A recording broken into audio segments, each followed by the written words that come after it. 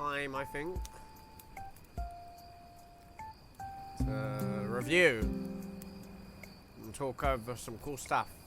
I personally think it's cool.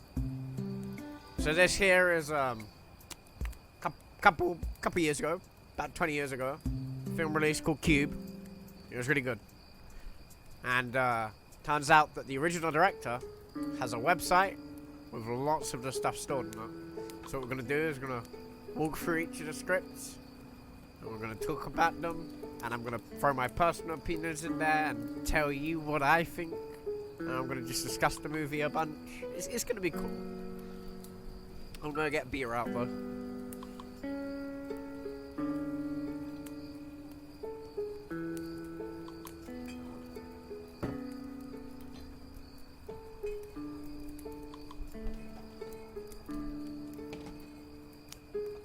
I need to get more beer soon.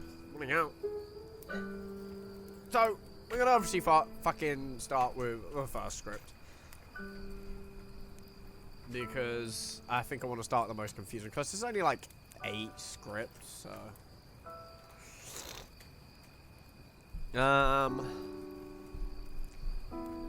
First draft was in 1994. Reminder, the film released in 1997. And, the whole prospect of Cube is a bunch of people wake up in a cube. They don't know who anyone is. It's all weird. And then some stuff happens and that's the end. So. Now the interesting... I already done some reading last night, just a little bit. I didn't want to spoil it all because I wanted to do it on stream. When they made the cube, it was actually 14 by 14 by 14. And in this one, it's 10 by 10 by 10. Which I think is a completely interesting... okay, not completely interesting. It's a different thing, because, well, I guess it adds the effect if it's smaller. You can feel more trapped. A foot is still quite a large space, and, you know, by foot, then, you know. So, I'm gonna, like, scroll the mouse as I read. You know, I've already read all this. And, obviously... intro from the actual movie is different. So in this one, it's got a completely different type of setting and opening. You have a black sack, I guess like a bin bag, falls through the ceiling, lands. Who breaks out of it? A person. And then another one comes through, which has clothes in it. And it kind of creates this like disconnect from what the original movie was. No one knows how the fuck they got there. It doesn't explain how they got there. They just wake up there. But with this one, it's kind of like breaking away that mold. You know, you don't know who put them there. It's more like a big government. Or maybe there's aliens throwing them in. I don't know. I might read this as we go. As something stirs inside it, a human hand breaks through. You have the most specific interests. It's fantastic. You think? I also realized that the fuck did you miss? Nothing. I'm talking about Cube. To pop this all the way down here. Now we lost it. Now we're back. Let me bring this up a couple. Nah, let me bring that back down. It's not covering too much of the screen. I get distracted now. So I think the idea with like maybe the black sack isn't made from, like, bin bag material. Maybe it's, like, an alien material. We're assuming aliens, yeah? Let's just say aliens, because it says a hand breaks through and clear fluid spills out. Like, what fluid? Like, embalming fluid? Hello, good to see you again. That's actually really genuinely, hopefully starting soon. This is going to be, like, the last out-of-place stream that I'm going to do. And then I'm going to go into that. I've got some other streams planned too. That's happening soon. I'm looking forward to doing it. I like the idea that there's just like these weird sacks, but at the same time it doesn't make any damn sense. Because, like I said, you know, he breaks his way out this magic cocoon. I should probably zoom in a bit so you guys can read that better. There you go. That's much better. Now we can analyze it better because you guys can see as well as I can. It doesn't make any sense with this part because it says that breaks out of the artificial cocoon. Oh, he coughs it out from his lungs as well. So maybe it was like, I was going to say like cryo chambers. I thought that'd be an interesting analogy. But, I don't know. Like a birthing YouTube. What even is this? So, I showed you Cube. These are the original scripts from way back when. Yeah. Like, they're actually on his site. And this is the very first draft of the movie he did. And it's kind of interesting to see a completely different perspective. Even reading the final was quite a lot different too. It even gives an ending.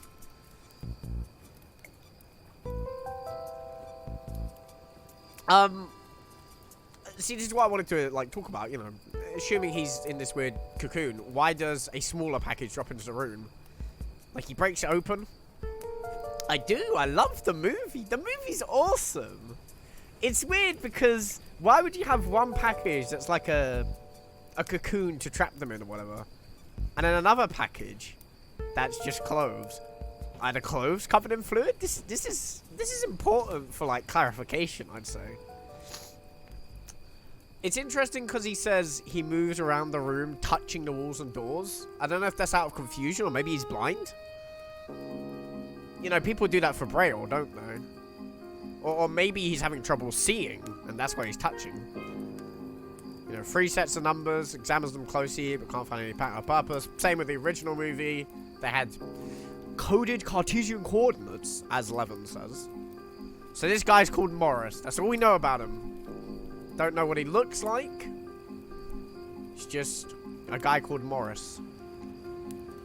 Morris, as we now know him, decides to open a door. He chooses the one directly in front of him, approaches it with caution, grips the handle and opens it to reveal an identical room. Maybe this was before... Hang on.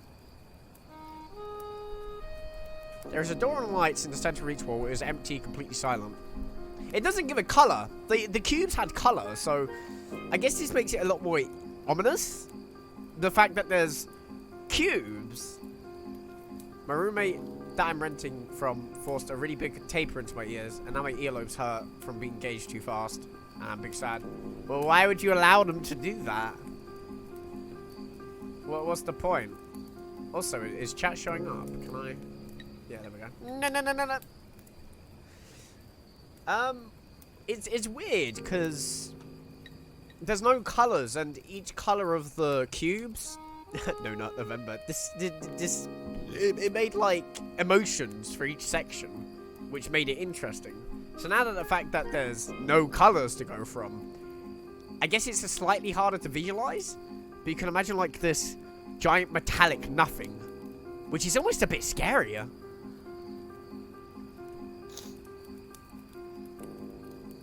An identical room. Morris closes the door and opens the next one to the same result. He repeats the procedure with all the accessible doors in the room. Each one leads to a duplicate room of the one he is now in. A moment's contemplation, and then Morris moves through the last doorway. But your ears aren't torn or rejected, I'm sure you should be alright. Just watch them and look after the holes. You'll be fine. Ah, the interior cube 2 now. So he steps into the next room.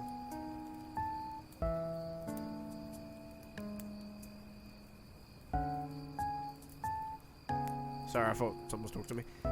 And, I guess it's interesting because, again, in the original one, the guy, not gonna spoil too much, walks into another room and just stuff happens. But in this, I don't know, we're just kind of casually exploring. Sai moves from doors to door. Which one to choose? A rising sensation of anxiety fills Morris as he picks the next door. He grips the handle and stops as he hears a low, threatening rumble from outside the room. Sweat beads form on his forehead. He grips the handle again. He senses that something awful may await him behind the door. Morris takes a deep breath and opens it. Nothing. Just another room. Interior cube 3. Wait, what's this? Oh, Morris is dead. Shit. So, the idea is the same, I guess. So, summarizing without running too much.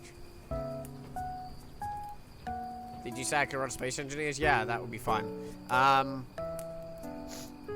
So basically, it's the exact same as the opening. You got Alderson, who's the beginning guy, walks into another room, dies. Morris here, walks into another room, dies. No. I'm not interested in space engineers. I never was. So basically, I guess he couldn't see the fine wire mesh, and that's the difference. The actual movie, it's like a rack, and it just comes swinging down and straight through and kills them. So I guess the difference here, I don't know how you'd walk blindly into it. Like, it says he walks into it, but surely your body would feel that. I guess it depends on the fins. But even then, you'd have to have them razor sharp for you to not register them like seconds before. So he's just wandering into this mesh and dies because he walks into it. That's kind of stupid. Kinda. So it says he registered the wires, but he can't stop.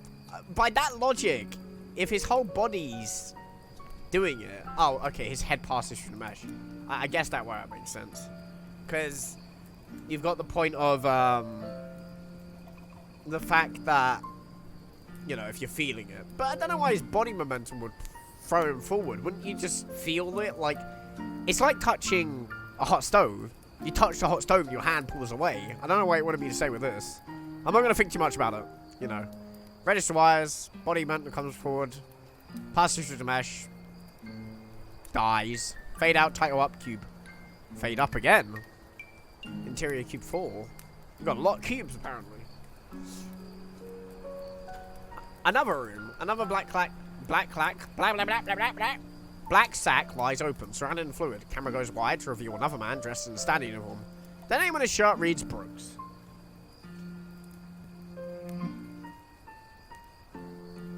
Hold on. Ah, it's just my server going off.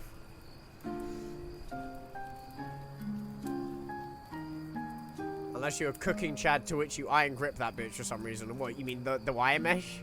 You're just gonna say that Morris is gonna grip them? Sorry, but that logic though, he'd have to have arms, he'd have to have hands stronger than razor wire.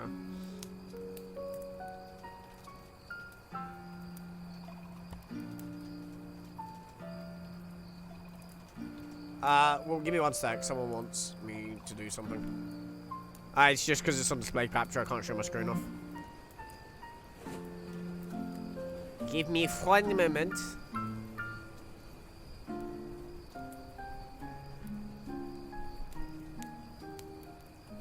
I still think it's interesting, though. And now we got a new character, Brooks, that we need to focus on.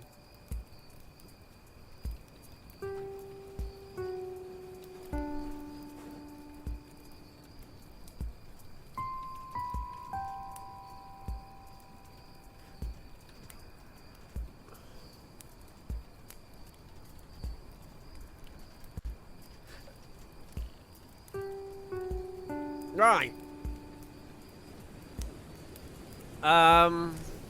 Brooks is pretty much doing the exact same, but he is more confident and efficient. He has intelligent eyes, and a handsome face. He checks all the doors, find that they all lead to identical rooms. Chooses one and passes through. Brooks moves gingerly to the next door. He places his hand on the handle, and a low rumble issues from somewhere outside the room. Brooks cocks his head to one side, trying to determine the origin and direction of the sound. So they've both done the exact same thing. So this is a bit of a different dynamic now, because you've got two characters. One that died, but then again, not like he could have done anything about it.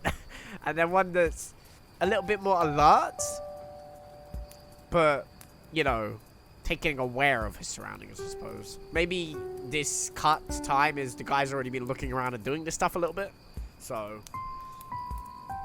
he opens the door, looks through, the room's empty. That doesn't really tell us much, though. All of the rooms are fucking empty. It's a cube. There's nothing in them.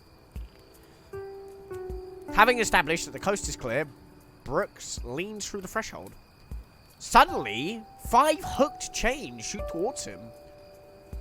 Brooke recoils with terrific agility, but one of the chains hooks into his shoulder.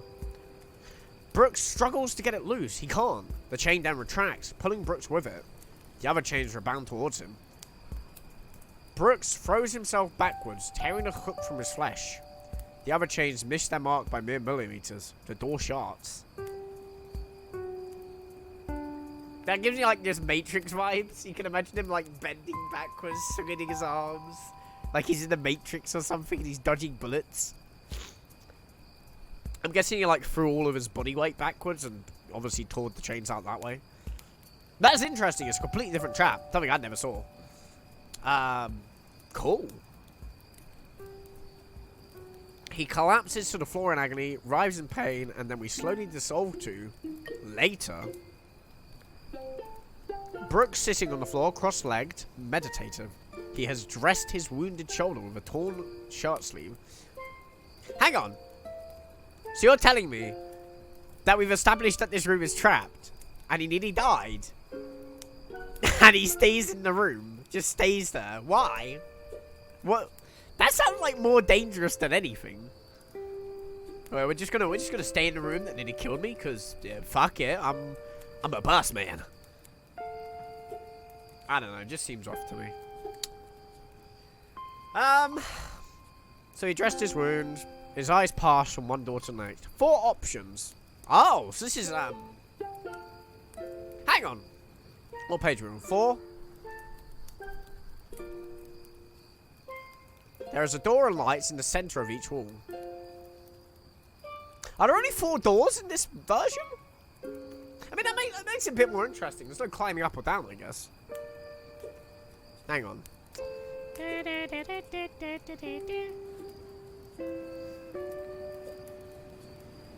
4 options, no clues as to which are safe.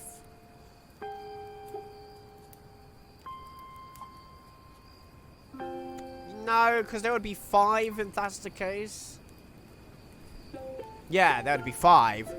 So, I guess the options to go back or through 3 different doors.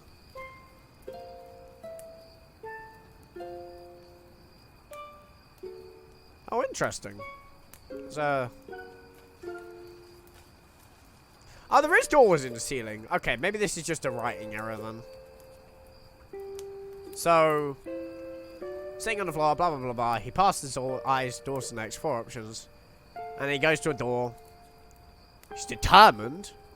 The man says, hey! He stops, spins around, and no one appears in the room. Up here, Brooks looks up and sees a small man with rodent-like features. Like a rat face? Peering through the doorway in the ceiling. The name of the shirt reads Cox. How could you see that if he's looking through a doorway in the ceiling? Cox says, guess this room's safe. Cox drops to the floor and moves briskly from door to door, carefully examining each one. Try any of these yet, says Cox.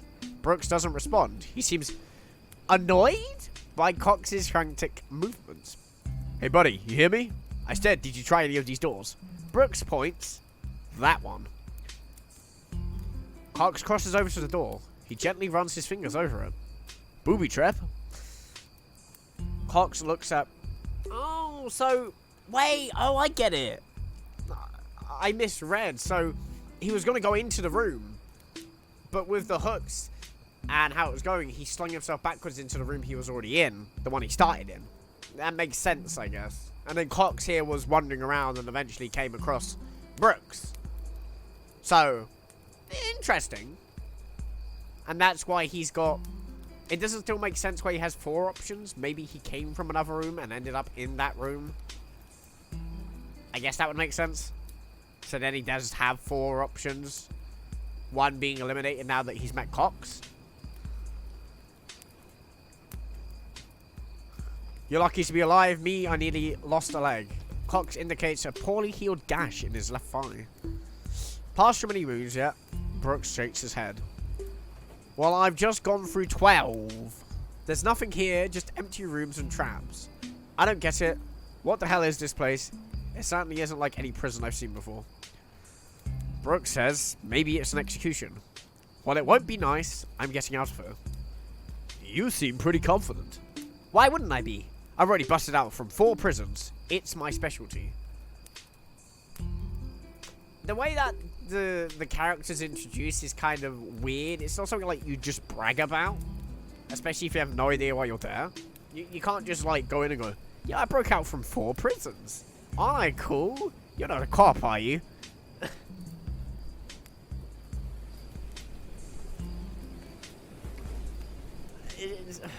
It's a bit obscure in its own sense is all. That's probably why you're here. Good point. Name's Cox, by the way. Brooks. It's good to see another human being. I'll try and do voices, just so it's like not completely thrown off. It's good to see another human being. I was beginning to think that I was the only person in this hellhole. You know anything about this place? Anything at all? All I remember was getting my sentence and then going under. That's it. When I woke up, I was in one of these rooms. I see, so people who are in here, they get sentenced and then they get put into it. There's a similar film that follows this idea called Platform, which I think is loosely based with the idea of Cube. And people have the option of either serving time in the platform. Not the platform. I can't remember what the fucking name it was. Tower, platform, whatever the fuck. They called it something. But the point is they either serve time, but they could always take like one thing in with them. There's no point explaining too much. It's just a good film. Go watch it. The Platform. It's a Spanish film. Watch it. What are you in for? A lot of things. I'd rather not talk about it. They must have been pretty bad to get you in here. Yeah, except I wasn't expecting a prison term. My sentence was death. The needle they gave me was supposed to be lethal. I guess they have more interesting plans in store for me. Well, now that you're legally dead, I suppose they could do whatever they want to you. Well, that must be the idea. But what do they want? Well, I can't figure it out. There's no locks, no guards. For a little while, I thought they accidentally sent me to a minimum security pen. This is until I set off one of those traps. Then I knew I was definitely in the right place. I barely got out of there in one piece. Since then, I've managed to avoid easy traps. Easy traps, other traps. But it hasn't been easy. I speak good English. I think I'm beginning to understand how it feels to be in a mousetrap. But the difference is the mousetrap doesn't have any cheese. What? Food. I have yet to come across food or water. And I have a bad feeling that's because there isn't any. It's a desert here. The traps only make things difficult. The real problem is that if we don't get out of here soon, we'll die of thirst and starvation. I guess they want us to keep moving. It wouldn't be as much fun if we decided to stay in one pod. How long could the average person go without food or water?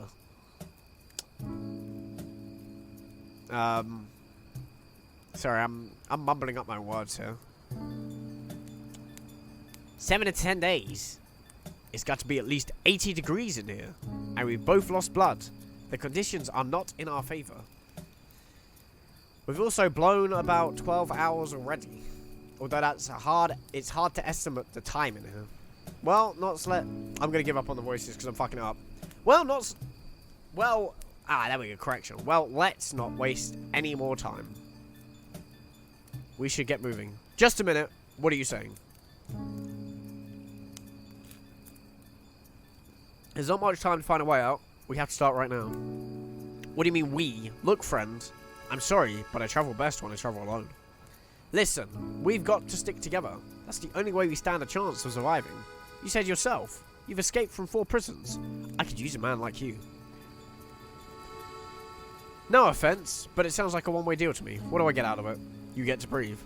I think I can do that on my own. The way I see it is every man for himself. Exactly. That's why you're coming with me, because I need your help. I'm afraid you don't have any choice. Is that a threat? It's a fact. I could snap you like a twig if I wanted to. So, be reasonable. We can help each other. I have a lot to offer. Before I came here, I was a tactics. The way I see it is every man for himself. Yes, that's more or less what it is.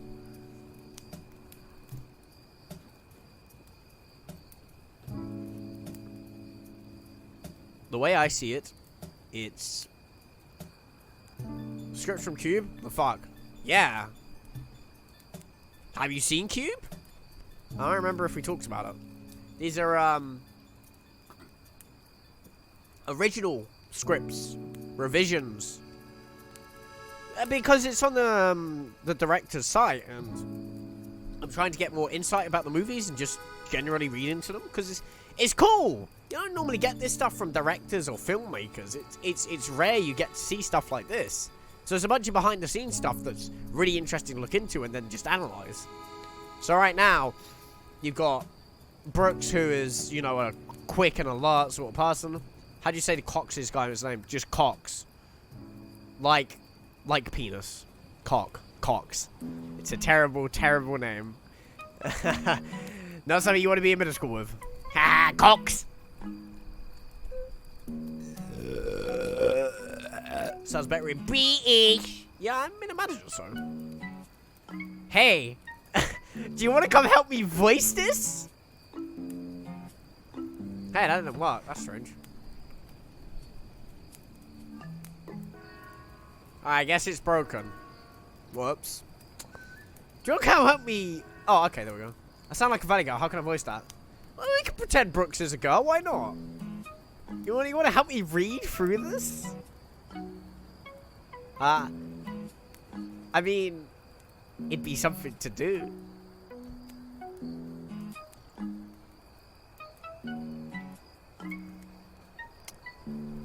You'd love to, but you just woke up. Hey, well, if you want to help me read, so this isn't the only script. We're on page 8 here. Where are we? There's this is the first one I'm looking at. 1, 2, 3, 4, 5, and then 6, the final one. So 7 scripts. You can always help me look through the next script and read that. Quite a lot.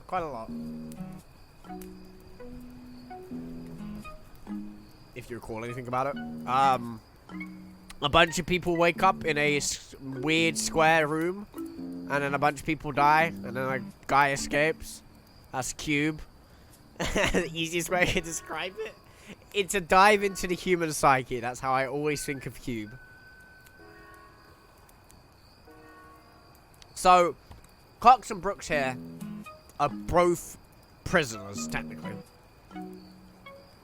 So, I guess Brooks is like a buffish or stronger kind of man. Like he says, he's in the army.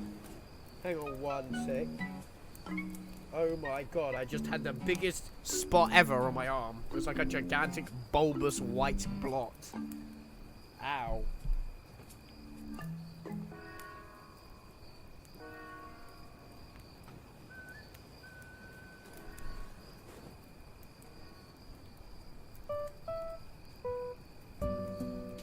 Blot, yeah, like a spot. Just a blot's another word for it. I just felt it like, yeah, squishy as I pulled my arm up. So, I think this is a completely, a very interesting switch from what Cube was originally as. So in this one, people are sentenced, people are thrown in, they're all prisoners in the own essence. They have a sentence. I guess some go, you know, get guilty and they get given the death sentence, but instead they get thrown in here. We still haven't got to why. We're only 8 pages in. That's 1/10 through, so it's just interesting to break down the differences. Like the beginning, the beginning idea and the main idea are still there.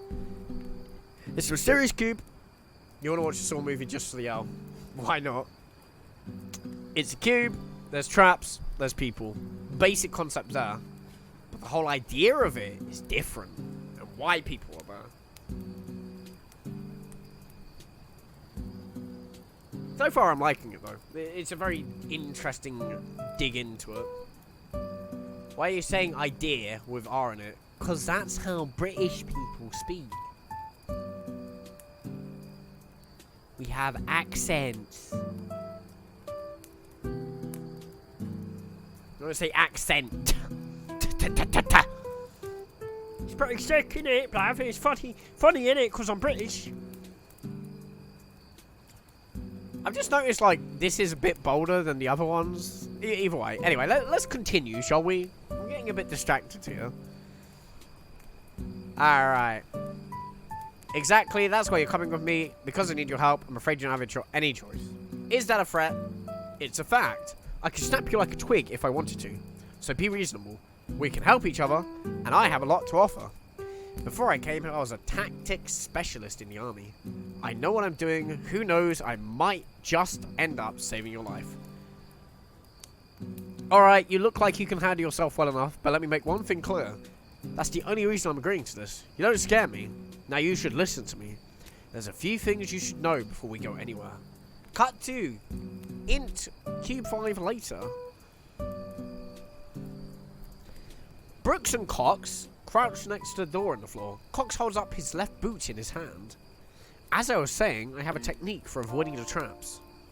So yeah, it's the exact same ideas, basically. Can you send me a voice out that says, "In it," when you have time? Send me a Discord message or I'll forget. I'm drinking a lot and I will forget very fast what the hell's going on tonight.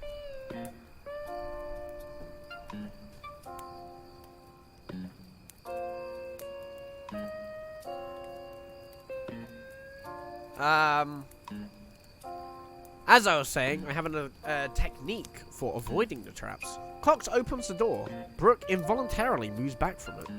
Don't worry, the only way you can activate a trap is if you cross the threshold of a room. That's where the boot comes in. Watch.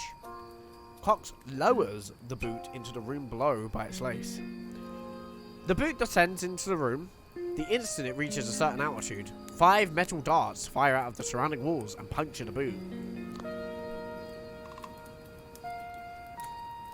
Not to break away the idea of what Cube is, but I think the problem with this prospect is it's instantly destroyed, because all you have to do is obviously stay at a certain level or area, and you could just navigate through all the rooms perfectly well. There's no danger anymore. None of it. Though I imagine this is just like how the movie portrayed. You think you know a way around, and actually it's not the way you think it is, which would work, but we'll have to see. Cox retrieves a skewered boot, passes it to Brooks to inspect. The darts are a shimmering silver, almost pretty. Brooks wets his finger and touches one. The spit sizzles against a hot metal. Beautifully crafted. Beautifully crafted. Each trap is different. You never know what to expect. I test every room before I go in. If the room is rigged, then I go around it. Problem is, it's very time consuming. Time to get 4 rooms in a row that are all trapped. See, he's making weird assumptions really early, because he said he's only been through 12 rooms.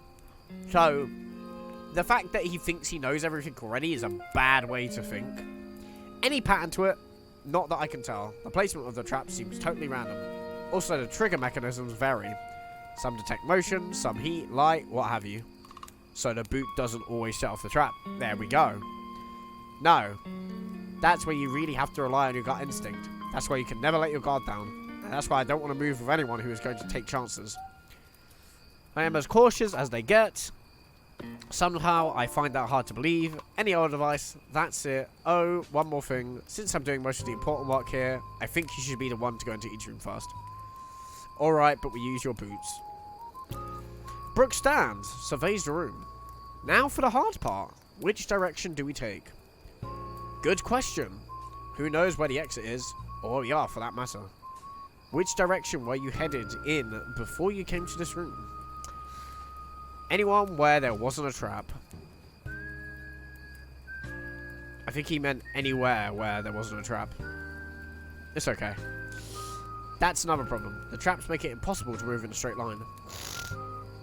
Well, since we don't know where we are or what we're going to do, I don't really think it matters which direction we choose. The main thing is we avoid going in circles, which would be easy to do considering all the rooms look identical. With a little luck, we might be able to piece this puzzle together as we go along. Brooke looks at each door and... This is a little bit off. Okay, that's not what I wanted to do. I wanted to rotate it a bit because it's carved now. Brooks looks at each door in the room. Let's see. You came from the door in the ceiling. I came from the door across from us. The door on the floor leads to a trap, and so does the door behind me. That leaves us with 2 choices.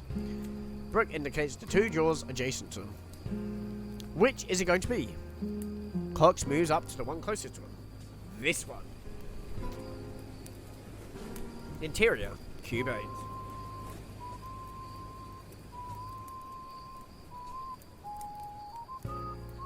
Hang on.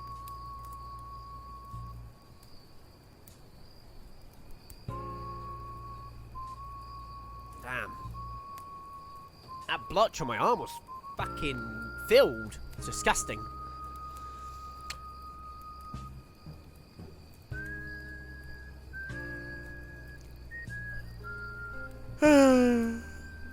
The empty interior of the next room. Okay, that's a weird opening. The empty interior of the next room. A door opens, and Cox looks into the room. Sniffs the air. I didn't mean to sniff purposely there.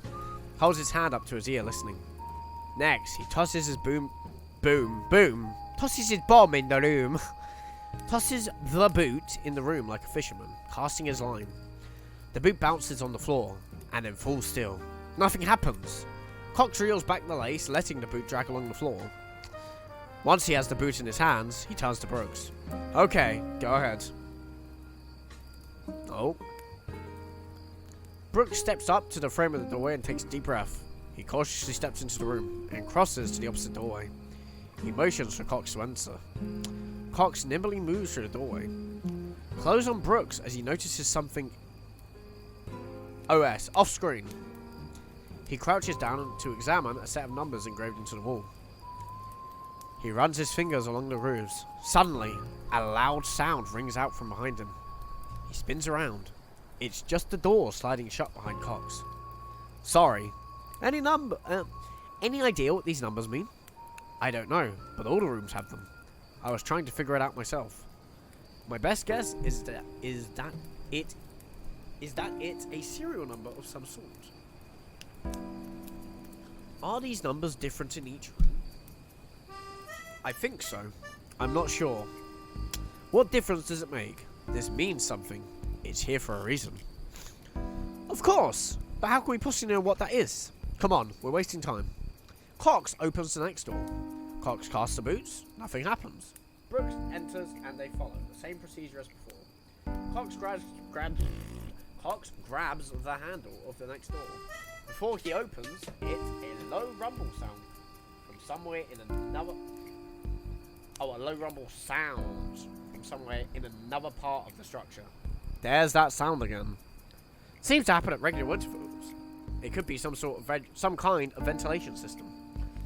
That's very similar to a line that's already said in the movie. Seems to come at regular intervals. It's mechanical. Give me 1 minute. I need to tie something up. That sounds very weird. It's a computer I'm protecting. I have a blanket wrapped around it, and it keeps coming undone. It's driving me nuts.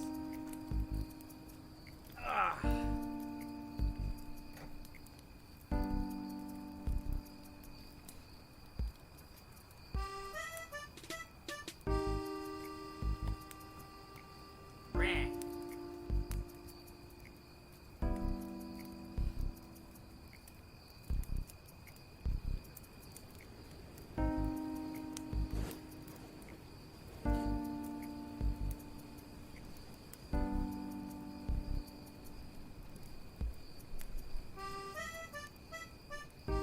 Hold on. Almost there. There we go. Nicely tied and safe.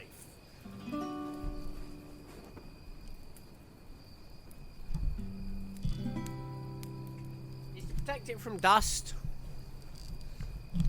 Because essentially lots of dusty shit gets in a room and, you know, computer components don't need to be safe, especially if it's turned off for a very long time. Okay, so what we've established is two dudes wandering around. Well, I guess two dudes. I don't remember if it said a gender. Yeah, it says he. So two dudes wandering around in the cube, two prisoners with not much knowledge of what the hell's going on.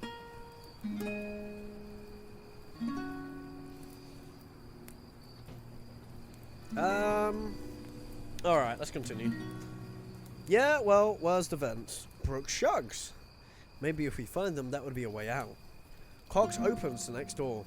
Interior, cube 10. So 10 cubes. Cox casts a boot. Nothing happens. Brooks steps up to the doorway, but at the last second, Cox stops him. What? Gut feeling.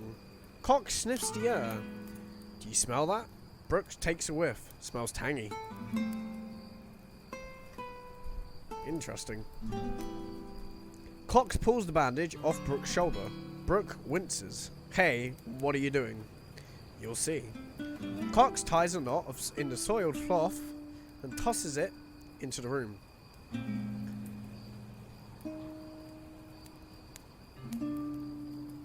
Wait, what? Tech gives scientific explanation about how this particular track is triggered by chemical excretions from human skin. They react to a chemical in the air, dust a tangy smell. Interesting. That was also done in the film. Let's choose another door then. Cox picks the adjacent door, opens it, and then reacts. Hey Brooks, look at this. Brooks steps up to the doorway, cut to his point of view of, in the center of the room lies an unopened black sack. Brooks moves to enter the room. Cox holds him back. What do you think you're doing? Brooks says, I'm going to check it out. It could be a trap. It's a man. Brooks breaks Cox's hold and enters the room. He moves up to the sack and carefully tears it open. Fluid spills out onto the floor. Brooks pulls back the black shroud away to reveal a man in his 60s. Is he dead? I don't know. Suddenly, the man convulses. Clear fluid spews out of his mouth. He is choking. Give me a hand. Cox helps Brooks to roll the man onto his side and allow the rest of the fluid to drain from his lungs. Brooks notices a large bruise on the man's skull. He must have hit his head when he was dropped in here. The man takes his first sputtering breath of oxygen. His body convulses again. Cox and Brooks have to pin him to the floor to prevent him from injuring himself further. After a few moments, the man relaxes and his breathing returns to normal. Looks like he's breathing okay. Lying next to him is a small package containing the man's uniform. Cox opens it. What's his name? Cox looks at the name tag on the shirt. Alice. Coach, it's me, Alice. God damn it. I feel like I'm not going to be able to resist doing that voice. Well, I'm whispering out. Shit, I used to go there as a kid. Jockey.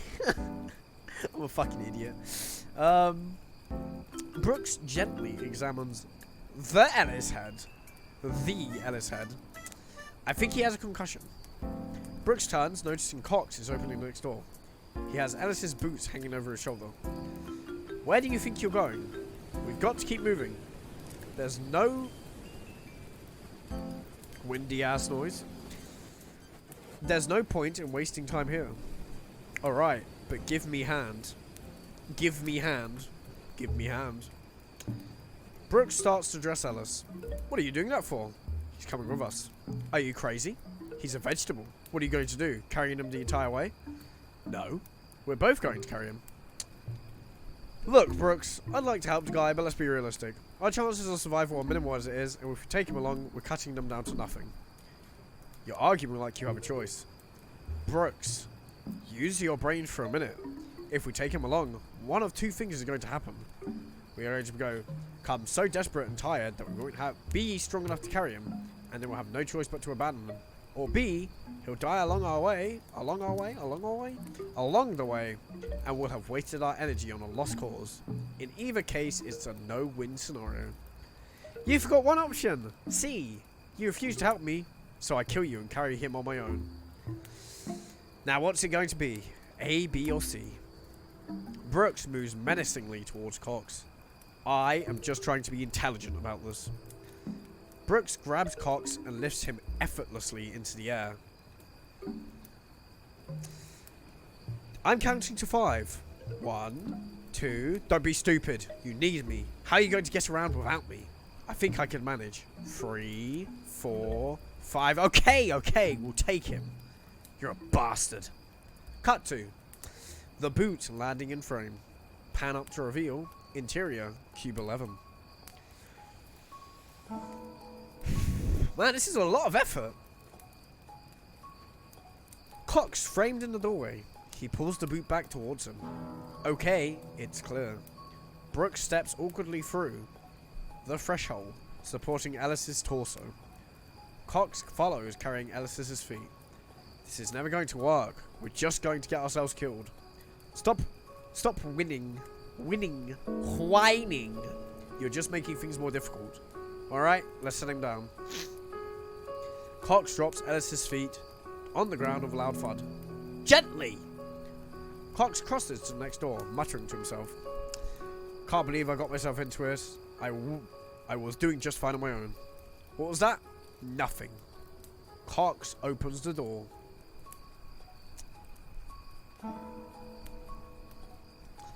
Cox tosses the boot into the room. Before it can hit the ground, it's sandwiched between two spiked poles, which swing down from the ceiling and collide like a pair of giant clapping hands. After a moment, the poles automatically retract.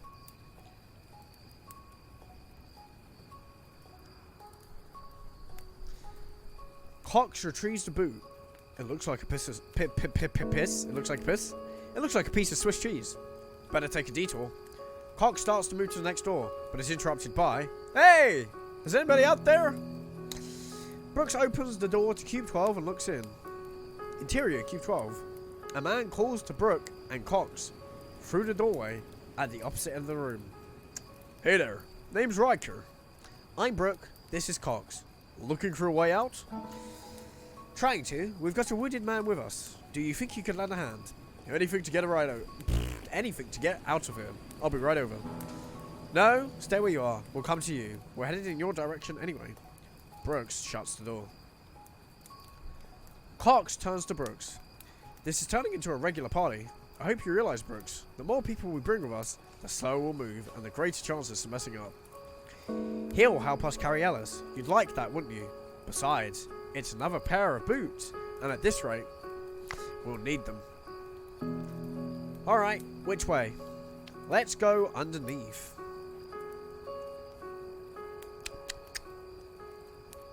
Cox crosses over to the door in the floor. He opens it and lowers the boot into the next room. The boot descends into the room. Nothing happens. Brooks drops to the floor. Okay, lower him head first. But my problem with this just here is that they've already said that the boot doesn't always work. And they're just... I got nothing to say. We'll just keep going. I'm going to shut up. I'm just going to enjoy the story as it is. Okay, lower him head first, carefully. Cox passes Ellis to Brooks by the feet. Brooks grabs him. Riker has not been seen once yet. Got him. Cox releases Ellis's feet and follows him into the room. That's one. Cox opens the next door and tosses the boot.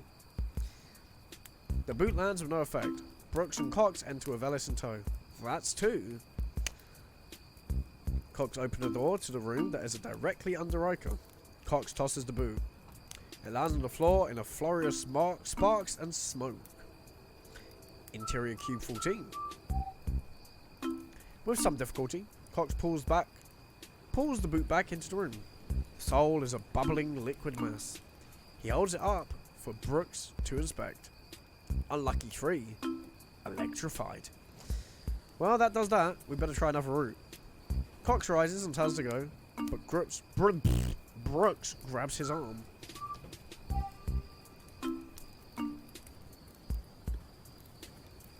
Oh, they were talking to him across. I see. Brooks leans through the doorway to Cube 15. Brooks shouts up at the ceiling. "Hey, Riker, open up. We're going to need your help." The door in the ceiling opens and Riker leans into the light. He has a round, scruffy face, punctuated by deep-set eyes, which portray both intensity and compassion. So a soft face, is what you're trying to say. Trap. Trap. Trap. Trap. Floor's electrified. Brooks climbs onto the ledge of the door frame. "You're not going to do what I think you're going to do. I'm going to jump it. You'll never make it. It isn't far. Besides, my friend here is going to catch me in case I miss, right?" No problem. Riker lies on his stomach and extends his arms through the doorway.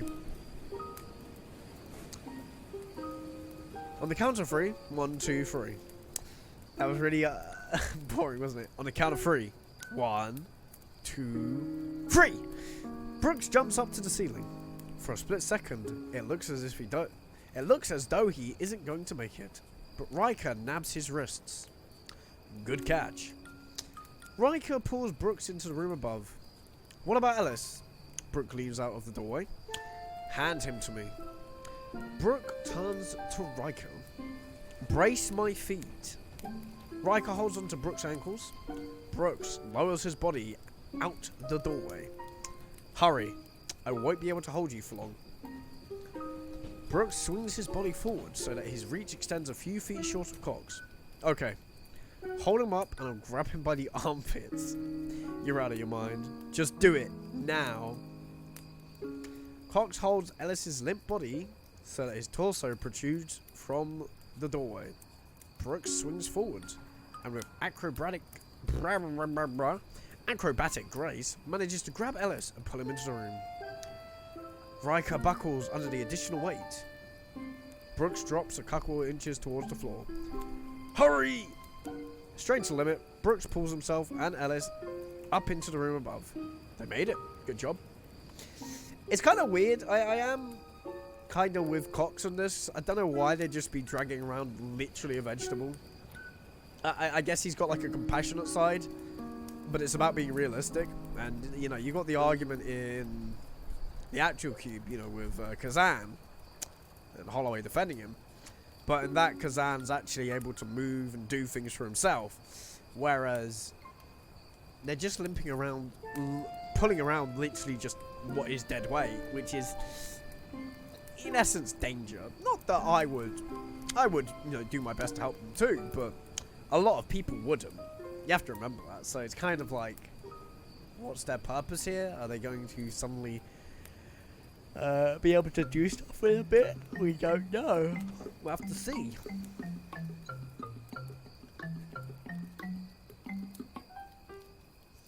Weird music. Riker helps drag Ellis into the room. He and Brooks collapse, exhausted. Just one more. Can you handle it? Let's go. Wait, what's this? Oh. Brooks sticks his head out through the doorway and calls to Cox. Your turn, my friend. Forget it. I'm going my own way. I'll see you guys on the other side. Cox turns to leave. Alright. Have it your way. Suddenly, Cox stops in his tracks. He turns back to Brooks, angry. Where are the boots, Brooks? Oh, you mean these? Brooks held up a pair of boots that he smuggled into the room. I didn't think he needed them. You know I can't go anywhere without them. Give them back! You have to come and get them first. I hate you.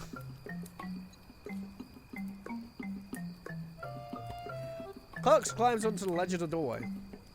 On the count of 3, 1, 2, 3. Cox jumps prematurely. His body arcs low. Brooks practically has to leap out of the doorway to catch him. Riker just manages to catch Brooks' feet to prevent them all from tumbling out of the room. Cox is suspended mere inches above the floor. By this logic, in the actual cube there was like climbing handles, but on this one there isn't. Like, there are only doors and doors and doors, and you either fall into rooms or jump up into rooms, and you kind of need someone up there to do it, which I guess is why Riker didn't leave that room. Cox is suspended mere inches above the floor. Pull yourself up. Come on. Cox tries to get a better grip on Brooks' arm, but only succeeds in dropping an inch. Sweat drips off his brow and sizzles onto the floor below. I can't do it. Yes, you can. Come on. Climb up me. Brooks pulls Cox towards him. Cox manages to get a grip on Brooks' shoulder. For fuck's sakes, KK Slider. This is so distracting. Hang on. I'm moving that to another screen so I can fuck with it.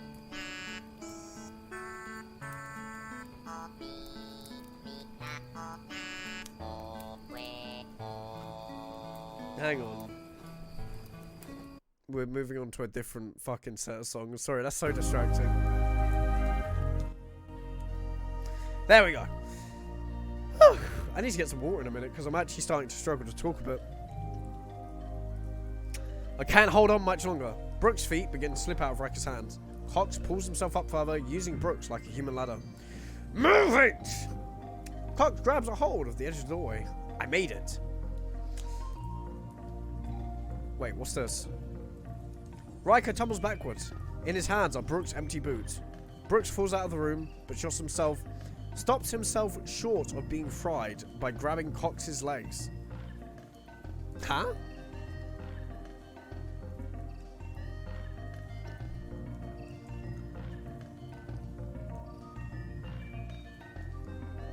Let go of me.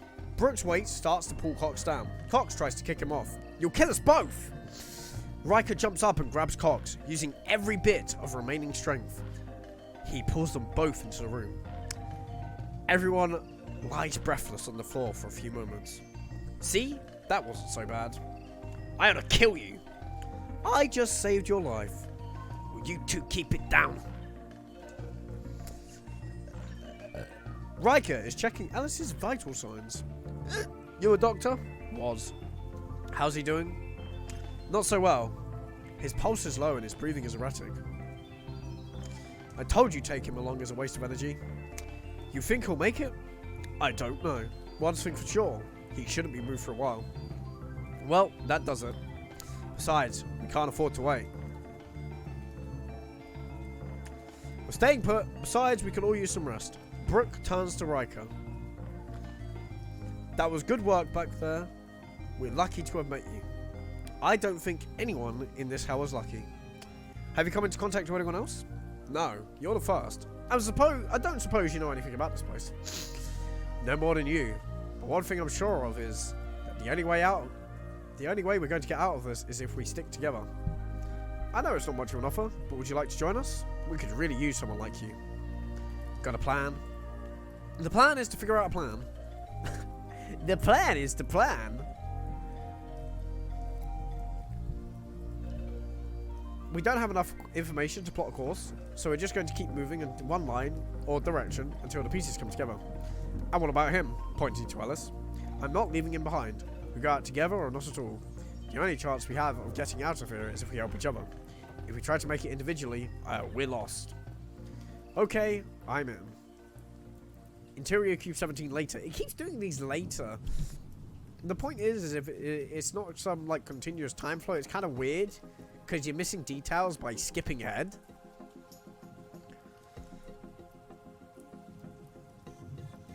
I'm gonna stop and get some water. I'll just be a minute. Hold tight. Hi, controllers. I'll be back in a sec.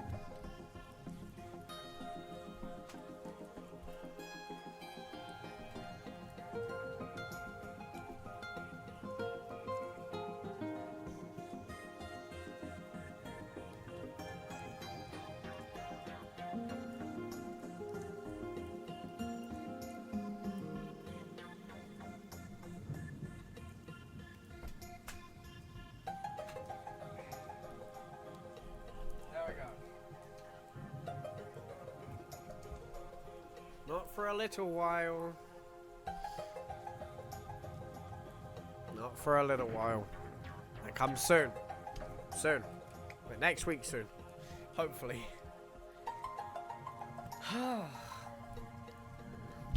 Door open. Door open? Door opens. The boot is cast. It's safe. The group enter the room. Brooks and Riker carrying Ellis by one arm each. Cox following with their feet. They carefully set Ellis down on the floor. How many rooms is that? 24 by my count. 23. Whatever. It's a lot. And there's still no end in sight. This place must be huge. It might feel bigger than it is. We've had to take detours the entire way. Well, all the more reason not to slow down. Cox? Yeah. Cox crosses over to the door opposite from them. What are you doing? What does it look like? I'm opening the next door. That's not the next door. We still have to make 2 lefts. Hang on, this is a little bit loud. We still have to make 2 lefts before we get back on track. We want that door. No, we don't. We already made those lefts. Remember? 3 rooms ago? 3 rooms ago, we made a right to correct the left turn. That we made 2 rooms before that. That wasn't left turn. We went through the floor that time. No, we didn't. Yes, we did. I remember it distinctly. Right, Riker? When? 4 rooms ago. No. I mean 5. I don't remember.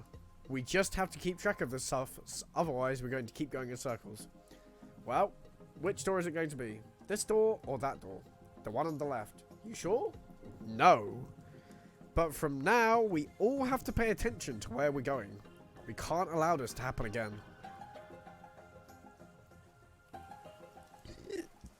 So basically now they're just arguing and they're completely fucking lost.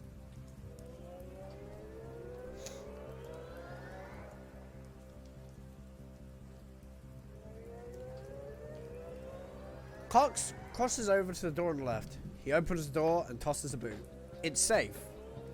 Brooks and Riker bend down to pick up Ellis. How's Ellis looking? Stable. I think he's going to pull through. Come on, Cox. Get over here and help us. Cox? Brooks looks up. Cox is gone. Hey, thanks for the host, Chris. We're reading through the cube scripts. You know, the thing you weren't too fond of doing. That bastard taken off. That bastard's taken off on us. Brooks runs up to the door. Interior, Cube 18.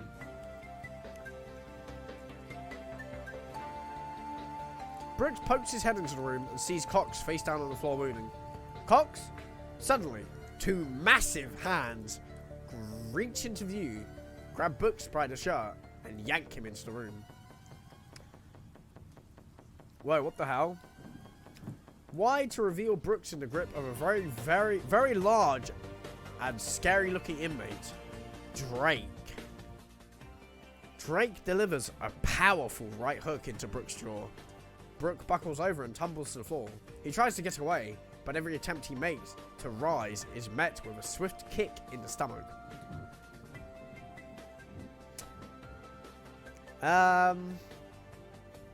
This is just getting really complex now. Riker off screen. Hey! Drake turns into the awaiting fist of Riker, which contacts him squarely in the nose. He stumbles backwards a few steps, but quickly recovers. Drake charges Riker and rams him into the wall.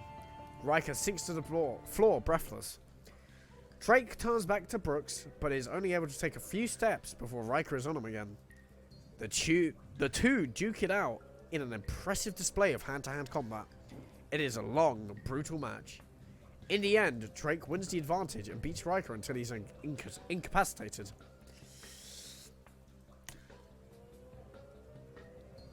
Drake turns back to Brooks, who is feebly trying to crawl away from his attacker.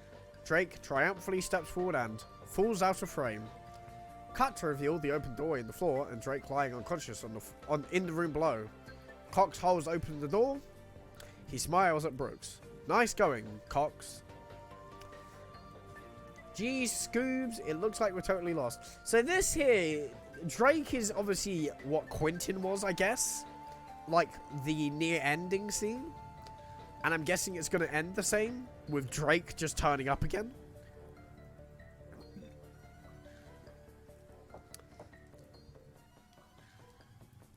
Bruised and bloodied Brooks, Cox, and Riker stand over Drake's motionless body.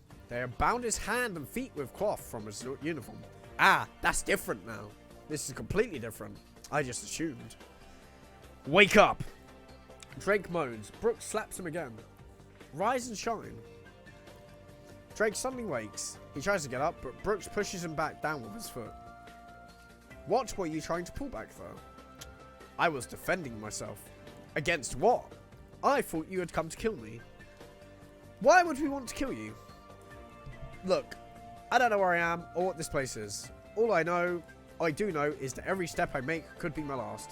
I don't take chances. We're all wearing the same uniform. We're all in the same boat. Yeah, well, at the time I didn't see any uniforms. I just heard voices. Brooks steps away from Drake. Cox and Riker follow. What do you think? I think he's lying. I think he was planted here to knock off anyone who got this far. I say we use him as bait for the traps. Cox, you're, incorrect spelling, more paranoid than he is. What is your opinion, Riker?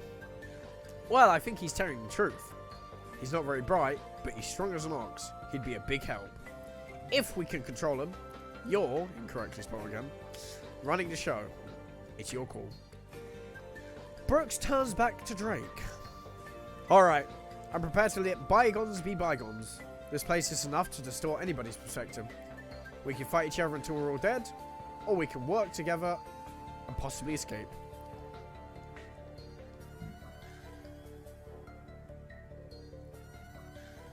Brooks unties Drake's hand. You're free to do whatever you want. Go your own way or come with us. Drake stands, eyes the others suspiciously. We could use your help.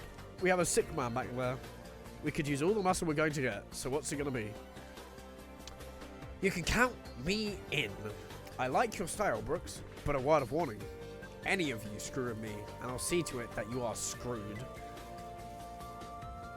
That's weird wording. Fair enough. Now let's get Alice and back on track. So we've got 5 people now. We have Ellis, Brooks, Drake, Cox, and Riker. So that's 5 people. Okay. The group entered a room led by Brooks. They all looked fatigued. Thirst, hunger, and exhaustion are plain visible in their bloodshot eyes and cracked lips. Let's set him down. The group lowers Ellis to the floor. That's another 32 rooms we've covered. Riker, you're a doctor. At the rate we're going, how much longer can we last without food and water? Under normal circumstances, I'd say 3 or 4 days. But in these conditions, with all the physical exertion and the heat, I'd knock at least a day off that. What's a day? How long have we been here for? 3 days? 4? 1? It's impossible to tell. I wouldn't be able to stand if I hadn't slept in more than 3 days. It has to be less than that. In total, I'd estimate that we passed through 60 rooms. So if you're right, Riker, we should be able to at least double that distance before we can't go any further. Maybe, but our pace will slow as time goes on. Still, with some luck, we'll reach the edge of the structure before then. At least at that point, we should be able to get a sense of how big this place is and where we are in it. And what if we don't? What if these rooms continue indefinitely? That's impossible. There has to be an end to it. Who says there does? Maybe it's just a big circle. Maybe if we keep going in one direction, we'll just end up back where we started. That is, if we get that far. Because the way we're inching along, carrying this piece of meat, we'll be dead long before then. Calm down, Cox. Cox moves away from the others. Panic sweeps over his face. Don't you see it? There's no way out of here. You think we're just going to reach a door with a big exit sign over it and walk through it? There's no way, man. And whoever designed this place wouldn't make it that easy. We're like animals running around the slaughterhouse looking for an open door. But slaughterhouses don't open doors. And the only people who have keys are the ones that run them. What's the point? We were dead the moment we dropped in here. Cox flips out. He runs recklessly for a door. Get him. That was weak. Get him! Cox opens the door, but Riker grabs him before he can pass through. Brooks and Drake help Riker pull him to the floor. Cox kicks and screams wildly. Let me go! Let me go! Brooks grabs a hold of Cox's head and speaks to him in a soothing voice. Cox, relax. Shh. It's okay. Listen to me. We are going to get out. I promise you, if they wanted to kill us, we'd have been dead long ago. We're going to bust out, don't you worry. But in order to do that, we have to stay calm. We have to keep our heads. This place is designed to drive you crazy. You just have to fight that. You can fight it, Cox. Cox relaxes. Right? Right. Data boy. You okay now? Yeah. You can let go of me. I'm alright. Riker and Drake release Cox. Now, let's get moving.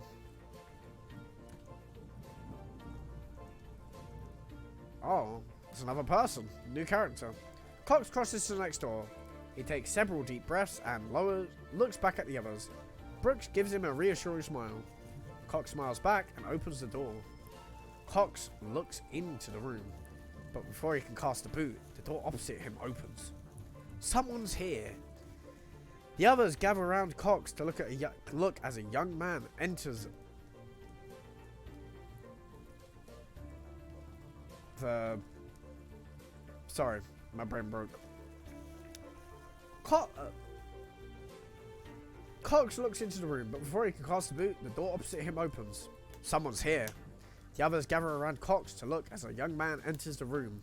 The name tag on his shirt reads Blythe. Hey there. Blythe steps forward. Suddenly, Cox reacts to something. Stop! Blythe freezes. He looks around confused. What is it? In front of you. Blythe squints at the space in front of him and sees a row of almost imperceptibly thin wires. Get out! Get out of the room!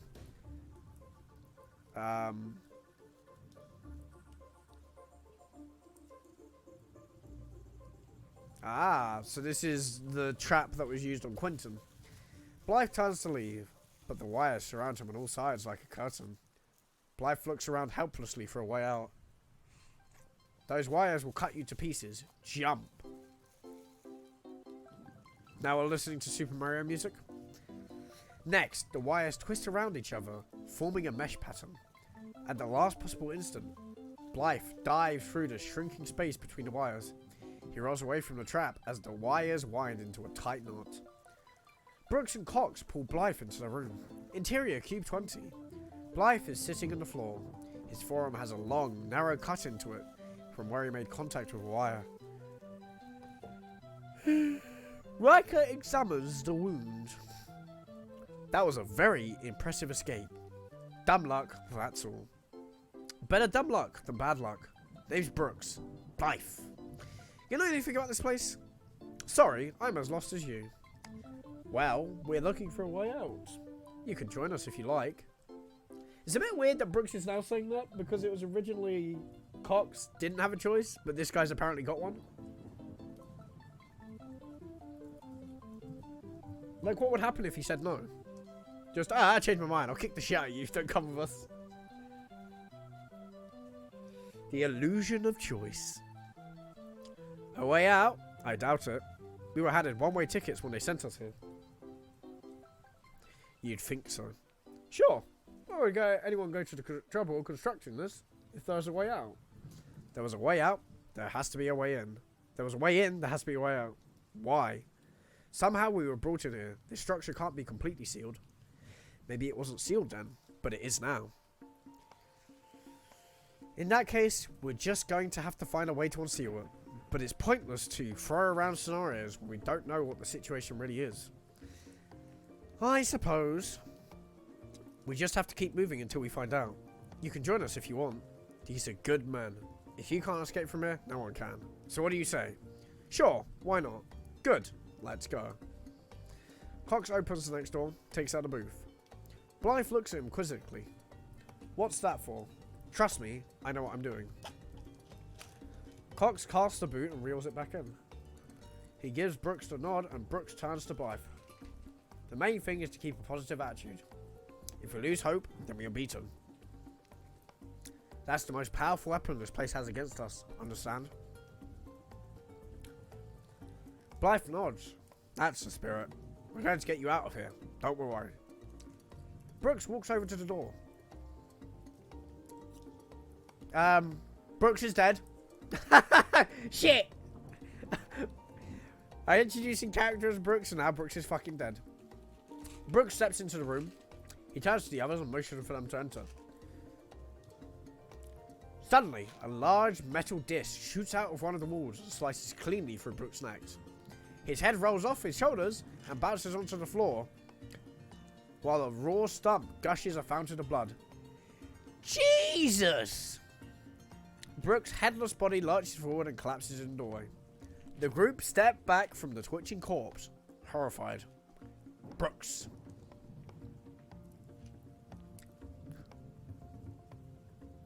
Ah, okay. It was Cox who threw the boot. What the hell happened? I thought you knew what you were doing. I don't know. The boot didn't set off the trigger mechanism. It happens sometimes. It's always a risk. You mean you're using a boot to set off traps? It's primitive, but it's all we can have. All we have. Unless someone could suggest a better system. Soon the body falls still. Riker turns to Cox angry. Blah, blah, blah. We're wasting our time discussing this. Let's just keep going. Alright, but who's going to take Brooks' place? Someone has to take charge. They exchange glasses. What? For the honor of being a guinea pig? I'll pass. Don't look at me. All eyes turn to Riker. I nominate Riker. All in agreement? Raise your hands. Everyone but Riker raises their new hands. Congrats, Riker. You're the new leader. Doesn't look like I have much choice. Thanks. Well, let's go then, Cox. Choose a door. One more thing. Before we start up, I motion that we leave Ellis behind. It's a waste of energy taking him along. Any objections? Yeah, if you want me as a guinea pig, then he's coming along too. Silence from the others. Good, Drake. You're the biggest of us. I want you to be in charge of moving Ellis. Blythe will help you. Now, let's move, Cox. Hang on! You just said, in this line, he checks it with the boot, it seems alright. It's safe. No, you can't say that because you just had that exact theory test and fucking Brooks is dead. Fuck off! Cox opens the next door, he checks it with the boot, it seems alright. It's safe. Riker carefully surveys the room. He steps inside, stops and looks back at the others. They are all watching him apprehensively. Riker moves further into the room. Each step he takes builds potential. Oh, there's another person! Riker moves further into the room. Each step he takes builds the tension. Close in on Riker trying to control the sphere. Suddenly, there is a loud sound from behind him. Riker shuts his eyes, expecting the end. Nothing happens. He turns to see Lang, a tall, thin man, peering through a half-open door. You can relax. This room is safe. Lang steps confidently into the room. Riker signals to the others to enter. How do you know that? I know where all the safe rooms are. Or at least I can find out. I'm Lang. Riker. The others enter with Ellis in tow. This is quite a group you've assembled. We're looking for a way out, but we haven't had much success. We just lost a man. Well, I don't know the way out, but I do have a system for identifying the safe rooms. How? Lang crosses over to a series of engraved numbers. The key is in these numbers. As you have no doubt noticed, every room has them. Okay, this is a long fucking part to read. We thought they were just some sort of serial number. That may not be entirely incorrect, but there is more than just a casual relationship between them. After investigating several rooms and comparing each set of numbers, I deduced a pattern that is shared between all the safe rooms. From that information, I was able to construct a formula for identifying which doors lead to safety, which do not. Here, I'll demonstrate. This section will be inserted after David has given us all the necessary information. Who the fuck's David? David Hewlett? There. Therefore, that door leads to a safe room. Go ahead, try it. You sure the system is flawless? Mathematically flawless. There isn't any chance you made a mistake? Maybe you should double check your answer. I never make mistakes. Riker eyes Lang, then the door. Cox steps up. Let me check it. Riker nods. Cox opens the door and carefully surveys the room.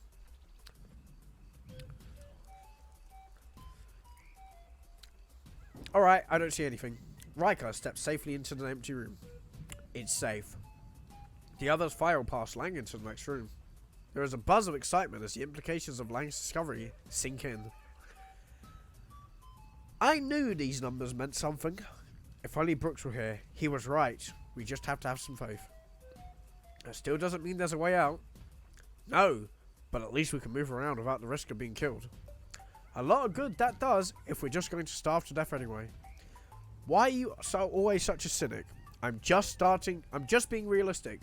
You're starting to get on my nerves, Blythe.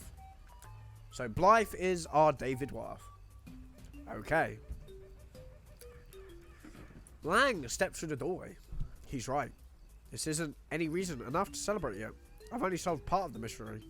The big question remains, which direction should we go in?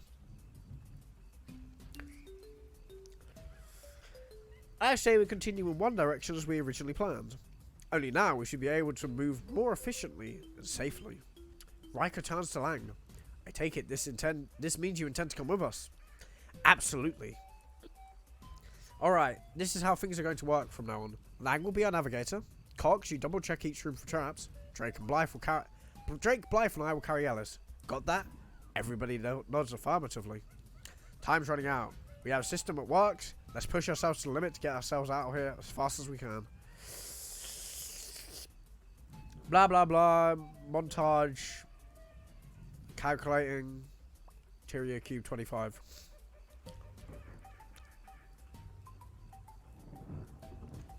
Ah, this is what... Ooh, it's starting to cut off. Why was it scanned in like this? Was it an accident? I'm going to stop at page 42 once we get to the end of it, because I need to take a break, because that's half the script. So, it's just a lot of effort to talk. I've been talking for an hour and a half straight here. The door opens. The group enters the room quickly and efficiently. They have obviously worked out a system for their movements. Cox enters first and holds the door open for Lang, who immediately locates the engraved numbers and starts calculating. They are followed by Riker, Drake, and Blythe, carrying Ellis. Where to next? Lang finishes his calculation. The ceiling. Drake boosts Cox up to the ceiling. Cox tries to open the door, but it appears to be stuck. The door's stuck. I can't open it. Stuck? That's the first. Let me have a go. Cox jumps down and Drake boosts Riker up to the door. Riker grips the door handle and twists it with all his might. It's really jammed. Riker takes a breath and tries again. This time the handle gives. Got it! The door slides open. Another person. The door slides open. Riker pokes his head into the room to discover what was jamming the door. An odd-looking man who he has inadvertently knocked against the wall. His name tag reads Egan. Egan? Egan? Egan.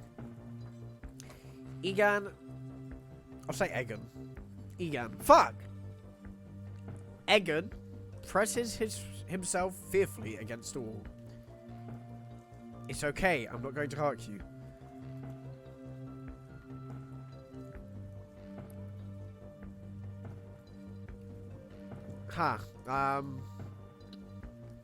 What's going on, Riker? There's someone up there. Ow. Fuck. Nearly sliced my finger open twice. Already did it yesterday, fucking hurt. There's someone up here. Riker looks up just in time to see Egan. Fuck. Egan. We're just gonna go with Egan. Egan scrambled for the nearest door. You fool! You'll kill yourself. Riker leaps into the room and chases after him. Riker bounds into the room and manages to tackle Egan before he can open another door. You idiot! What the hell are you trying to do? Egan is totally panicked. He struggles to break free, but Riker manages to hold on to him. Relax, buddy. What are you so afraid of? The others enter the room in the background. Cox. That is 42 pages, and I am taking a goddamn break. I'm also probably only going to leave it to this script that I analyze, and I'm going to read the others in my own free time. Just because. It's, I want to analyze it on stream, but it is a very, very long process. I didn't realize it would take this long. So, I'll be back in a few minutes. Just enjoy the music. And we'll finish the script, and then we'll talk. Till then.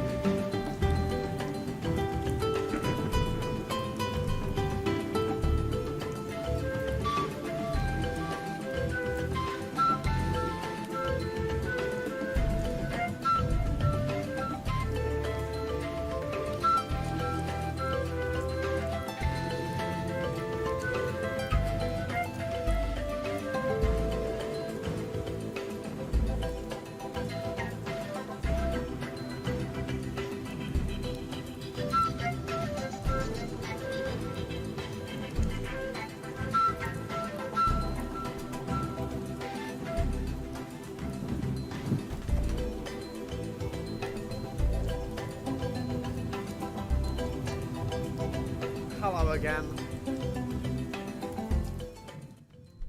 I hit my elbow. It hurt.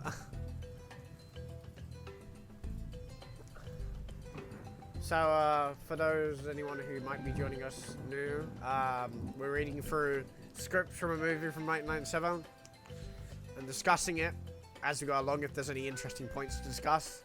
Otherwise, just doing a general reading of it, and then we're going to analyze it at the end. Egan is... Egan? Did I call him Egan or Egan? Egan. Manages to tackle Egan. Egan. Egan. Egan is totally panicked. He struggles to break free, but Riker manages to hold on to him. Relax, buddy. What are you so afraid of? The others enter the room in the background. Cox. What happened? He tried to run away from me. What? Alright. He tried to run away from me. He would have been killed if I didn't stop him. Suddenly, Egan kicks Riker in the chest and grabs onto the nearest door. The others immediately center him and pull him streaming to the floor. Maybe he's some kind of spy. Who are you? Tell us what you're doing here. Egan doesn't speak. He just shakes his head fearfully. He doesn't want to talk. Drake lifts Egan violently into the air. Tell us or I'll break... Vincenzo isn't very good at spelling. I'll break every bone in your body. Riker puts himself between Drake and Egan. Egan? Fuck! Egan. Let him go, Drake. Riker pushes Drake back a half step. He's no spy. He's just scared. That's all. Don't be afraid. We're all in this together. It's a little bit loud. We're all looking for a way out. We want to help you. Understand? Egan looks at him blankly. What's wrong with you? Can't you see? He's simple. That's why he's here. Unfit for society. Can you talk? Great. A retard. Just what we need. I suppose, Riker, you want to take him along too? I don't see what choice we have. If we leave him, he's done for. Exactly. Don't you see? He's been planted here to slow us down even more. Cox is probably right. Maybe so, but that isn't an excuse to abandon him. Besides, how much trouble can he be? Every bit of wasted energy is a point against us. I say we leave him. Why don't we vote on it then? All in favour of leaving Egan here? Raise your hand. Cox and Drake lift their hands. All in favour of taking him with us? Riker and Lan raise their hands. Blythe, raise your hand. I have no opinion. What difference does it make if we're all going to die anyway? Good God damn it.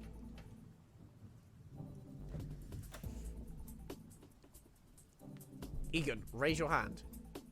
You want to come with us, don't you? Just lift your hand up. Egan looks confused. Riker tries lifting his hand for him. Give it up, Riker. He also doesn't know what you're talking about.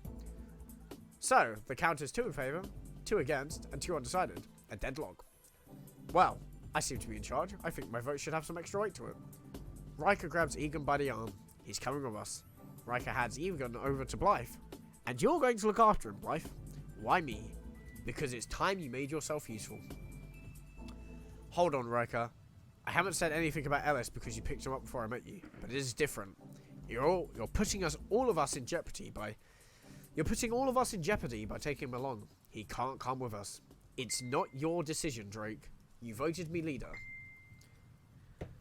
Cut this leader crap. I'm telling you he's not coming. Don't make me force you to agree. Drake and Riker square off in the center of the room. It looks like there's going to be a fight. Gentlemen! What is going on? I'm so confused. I'm reading scripts from a movie. We're analyzing them. Because these were never ever used or never ever seen. Bits of them were used in the final script. But it's just interesting to see a new perspective on a film that I already like. It's not your decision, Drake. You voted me leader.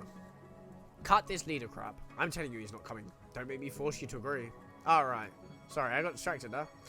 Because someone fucking buzzing my phone! Gentlemen, stop this right now.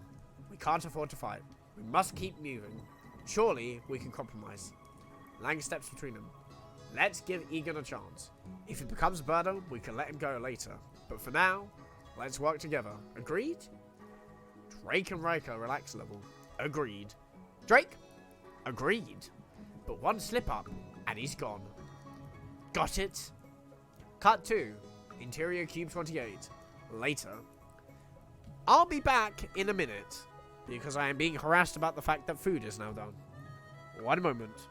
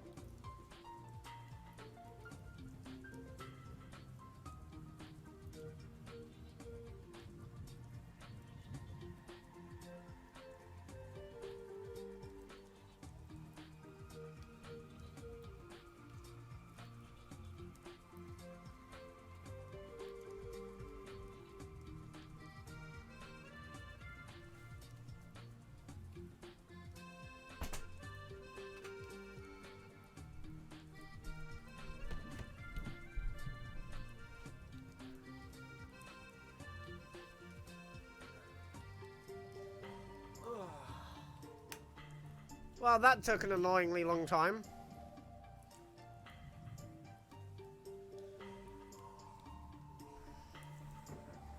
One tick.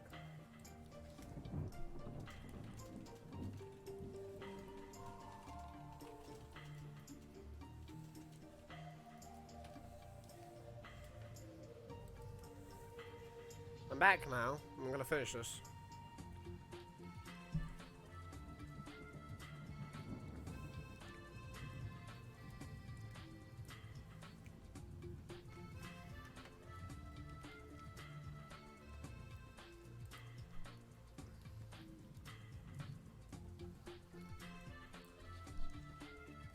Alright, hello again. We're at page 46 of the original version of Cube, written in 1994, I believe this version was. So, talking about Egan and how they're going to throw him back or, keep him. The group standing in another... Interior, Cube 28, later. The group standing in another room waiting for Lang to complete his calculations. Blythe trying to communicate with Egan. Try to say my name, Egan. Blythe. Go on, I know you can say it. Egan shakes his head. It's easy. One syllable. Blythe. Egan remains silent. Blythe throws his hands up in frustration. Lang locates the next door. That door. Let's go. Cox opens the door and checks the room. Drake and Blythe pick up Ellis. Suddenly, Blythe is inspired. Egan, come on. Come here, even. Hold on to this. Blythe hands him his half of Ellis to Egan. Dada boy, good work. Egan smiles. Egan has purpose. Blythe follows Egan and Drake as they carry Ellis through the doorway. Interior. Cube 28. Lang goes to work calculating the next move. Now. Set him down. Blythe guides Egan as he sets Ellis down. That's it. Lang finishes his calculation. That door. Cox moves to the next door. He sees Blythe coaxing Egan to pick up Ellis again. Got him doing your work for you, Blythe. Just making sure he's useful. Maybe we should leave you behind. I'd be for that. Cut the static. Let's keep moving. That's not very fucking nice. It's being dicks now. Oh boy. Cox opens the door. Oh, they didn't... Okay, yeah, no. Cox pokes his head into the room. Suddenly, a stream of liquid shoots out the floor, spraying Cox in the face. Cox recoils into the room, screaming. Acid trap, the one that killed Runs. His face melts away as the liquid burns through his skin. Riker tears off his shirt and tries to absorb the acid, but it's too late. Cox's screams have been reduced to a weak gurgle. His body falls still, and his last breath escapes in the form of a few bubbles that rise from his mouth cavity. Riker checks his pulse. Bro, he has no face. He's dead. Don't know what they were expecting here.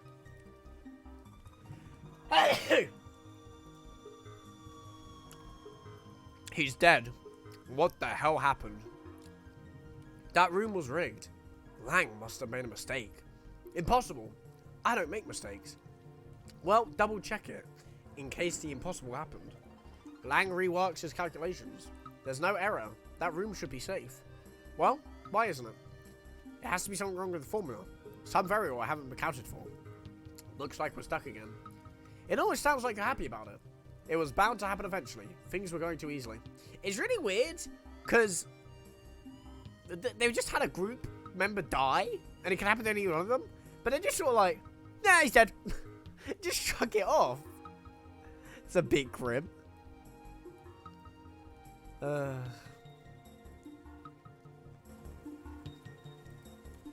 It was bound to happen eventually. Things were going too easily. I say we resurrect the boot method and take our chances. Let's not be too hasty. I'm certain, if I have some time to work on this problem, I can solve it. Alright, we can take the opportunity to rest and build up our strength. Drake, help me move him out of the room. Riker and Drake carry Cox over to a door and drop him to the previous safe room. Lang gets to work. Oh, right. They just straight up tossed his body, man. Imagine that. You're traveling around. Imagine that there's one silent dude that's not really been following them, but just happened to follow the same path. And all of a sudden, just as he passes into a room, body comes slamming in and smashes to the floor. Fuck me, that would be scary.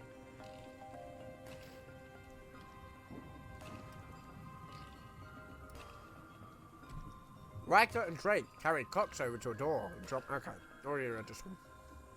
Lang gets to work. Dissolve 2, interior, Cube 28, later.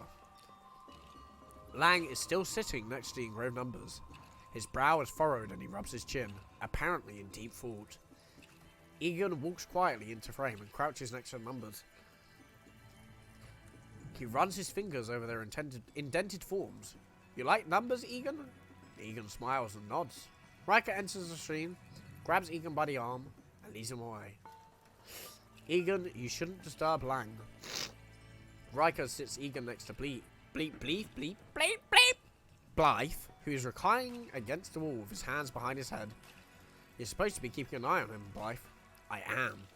That means preventing him from bothering Lang. Okay, no problem. Okay. Riker bends down and grabs Blythe by the collar. You better work on that attitude, buddy. I've been fighting apathetic bastards like you all my life. You either pull your own weight or get out.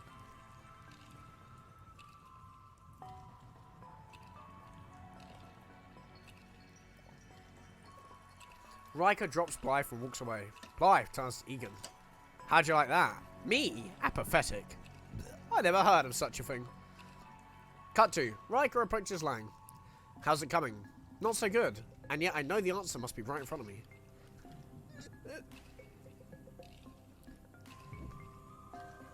Why don't you rest for a few minutes? It might help you loosen up. That's probably a good idea. Lang turns away from the wall and notices everyone is sleeping. They're all asleep. It's a good thing. They're going to need their strength. How are you holding out? I'm okay. Lang, what do you think our chances are? Not very good. Still, there is clearly an order and pattern to everything here. Everything is symmetrical. There is a mathematical meaning to it all. I am certain that it's a solvable puzzle. What I don't understand is the purpose of it. I mean, this seems like a ridiculous, elaborate way of executing us. At the same time, it doesn't function like a prison. We can move about freely. It's almost as though they wanted us to escape. In that case, I wish they lent us a hand. How about you? What do you think our chances are? The odds are obviously stacked against us. We're burdened with a lot of weight. Ellis and Egan? Yes, but also Blythe. I know his type and I don't trust him. I feel like he's the only one I can depend on. What about Drake? He's dangerous. I'm glad he's on our side. Interesting lot we have here. I wonder where they're all from. What did you used to do, Lang? Lang is obviously getting sleepy. His eyelids droop as he speaks. I was a cryptographer. Cryptographer. A what? Decoder. I worked for the government. I used to do essentially the same thing that I was doing now, only I was behind a desk. It was a good job. I liked it. That's interesting, but what did you do to get yourself in there? Lang? Riker looks over. Lang is sound asleep. Wake him up. Drake is standing next to Riker. There's no time to waste. Let him sleep for a few minutes. He's no use to us if he can't think straight. You should get some sleep too. I don't want to sleep. I want to get out of here. Sitting in this room is driving me nuts. I know. I can't take it much longer either, but we have to be patient. Lang's onto something. I'm not known to my patience. Drake paces around, irritated. What are you doing anywhere here anyway, Riker? You don't look like a dangerous criminal to me. Only dangerous to some. I was the head of an underground anti-government newspaper. I managed to scare a few important people. A radical. I should have known. How about you? I didn't have such a noble profession. I killed people for money. I was very good at it though. No doubt. I was a freelancer. I never had an affiliation to any one organization. On a couple of occasions, I was even contracted to kill a couple of my old bosses. Not many jobs give you the opportunity to do that. How did they catch you? Accounting. See, the organisation I was working for at the time was keeping a record of their payroll. When the authorities got the hold of that book, they also got me. But I was a fool guy. There was important names in that book who were never touched. If I get out of here, the first thing I'm going to do is find the people who put me behind bars and pay them back for the hell I've been through.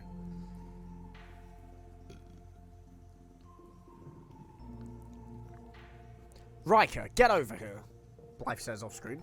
Riker and Drake turn to see Blythe and Egan kneeling next to Ellis, who is now conscious. Riker and Drake rush over to him, followed by Lang, who has been woken by the commotion. Riker checks Ellis's pulse. Can you hear me, Ellis? Ellis tries to speak, but only manages to cough weakly. It's okay, you don't have to talk. Ellis squints and tries to orient himself. So this is really interesting now, because I thought Ellis was dead. What's going on? Where am I? You suffered a concussion. You've been unconscious for several days. Ellis looks around the room. Suddenly his eyes fill with terrible recognition. He sits bolt upright.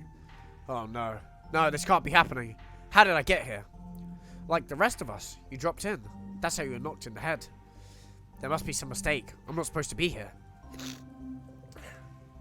Ellis painfully lifts himself up to his feet and screams heavenward. This is Derek Ellis. Get me out of here. There's been a mistake. I'm not a criminal. Ellis loses his balance and falls forward. Riker manages to catch him. Help me with him. He's out of his mind. The group lower Ellis to the floor and hold him there. Let go of me. Let go. Calm down, Ellis. We're here to help each other. Nothing could help us now. Those bastards. I should have known this was happen. Listen to me. You have to get a grip on yourself. We're not in an ordinary prison. Some kind of maze. There's no food or water. I know. You do? Of course. I helped design it. Come again? I'm one of the chief engineers, and I'm not supposed to be here. Suddenly, Drake grabs Ellis by the collar. You son of a bitch.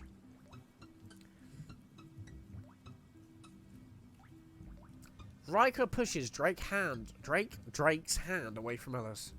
Drake, are you nuts? Let go of him. This guy's one of the bastards who built this place. And to think we carried him all this way. We should have thrown him to one of his own traps. He might be our ticket out. If he's really one of its designers, what's he doing here? They wanted to keep me quiet. Everyone involved in the program disappeared. I'm sure someone's having a good laugh at the irony of throwing me in my own prison. And is that what this place really is? A prison?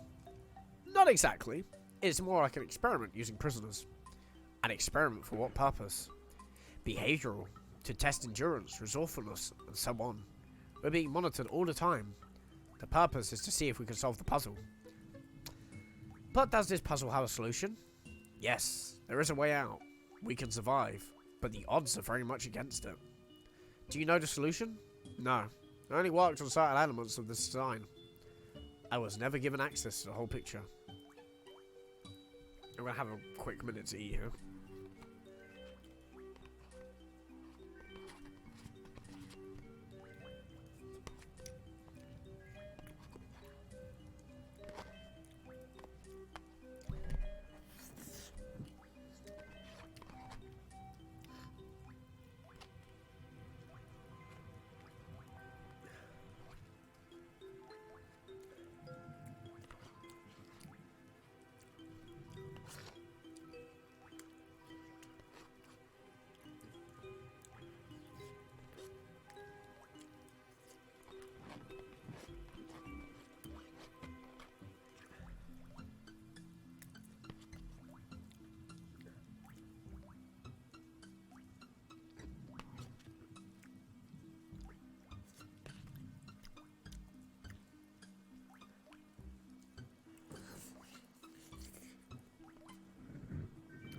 Oh, that's tasty. Alright, where the fuck were we? Tell us what you do know. As you have probably surmised already, this is a place designed on all the principles of symmetry. All the rooms are perfect cubes. In fact, the entire structure is one big cube composed of smaller cubes. It is surrounded by an outer shell. The key to getting out is to pass through that shell. How big is it? 20 rooms across and 20 stories high. How do we avoid the traps? I'm not sure. There are some parts to it I can't remember. The concussion seems to have affected my memory. It has something to do with the numbers on the walls. We've gotten that far on our own. There has to be some kind of significance. If only I could remember. Quit holding back, Ellis. I'm not holding back. I want to get out of here as much as you do. Maybe I can help you. I was a cryptographer for the Bureau of Investigation. I specialize in number codes. What's a Bureau member doing here? Similar situation as yours. To keep me quiet. I decoded several accounting books of a crime organization. The information that I uncovered linked some high-ranking officials to organized crime. Before I could present my findings, I was arrested on some phony allegation and then sent here. Oh boy. Cut to Drake as the realization begins to sink in. Did those books lead to anyone's conviction? Possibly. I'm not sure. Riker suddenly sees what Drake is driving at. Just a second, Drake. Don't jump to conclusions. Drake lunges at Lang and knocks him to the ground, strangling him. Get this maniac off me. Riker jumps on Drake and tries to wrench him off Lang. It's not his fault, Drake. He was only doing his job. This prick is the reason why I'm here. I'm going to kill him.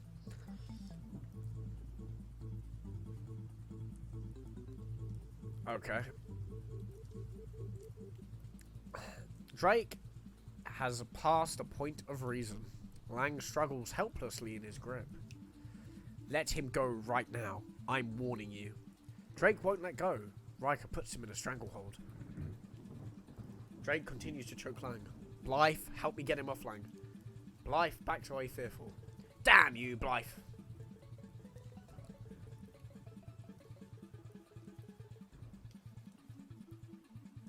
Oh, interesting. Okay. So there's a lot more to this. Riker's efforts seem to be having some effect. Drake's grip loosens and Lang manages to break away. Are you going to behave yourself, Drake? Drake doesn't answer. Riker tightens his hold on Drake's jugular. Answer me!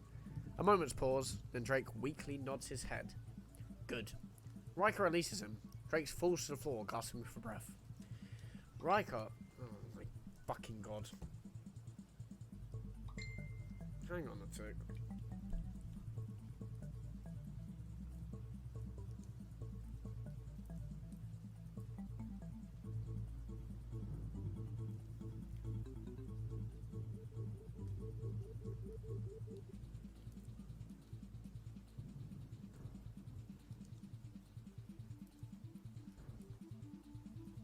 One tick.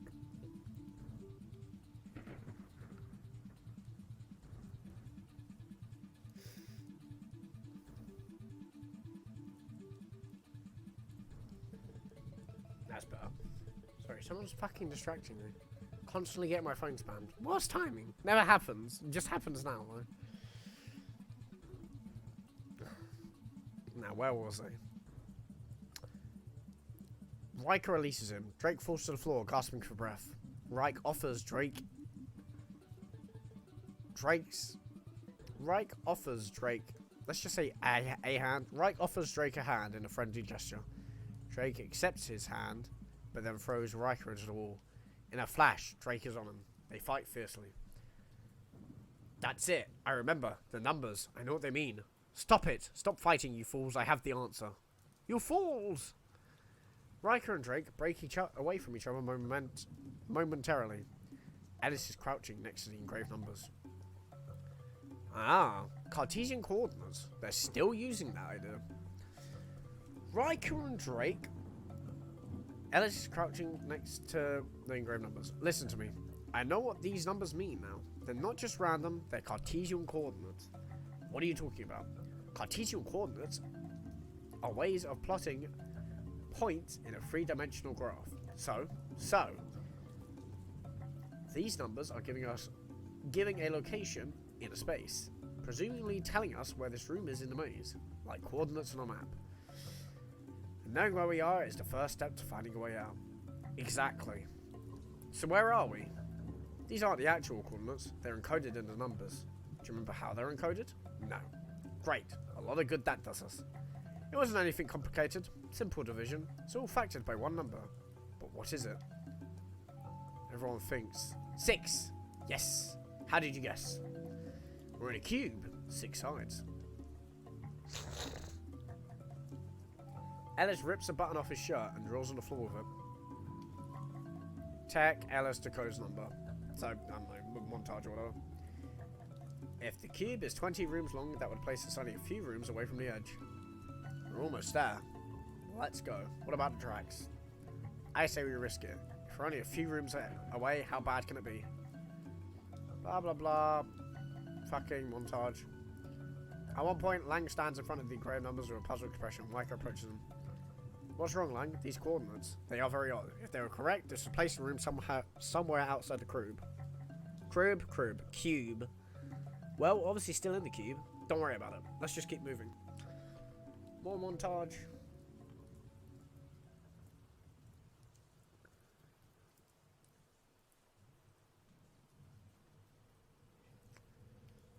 So, more or less the last thing.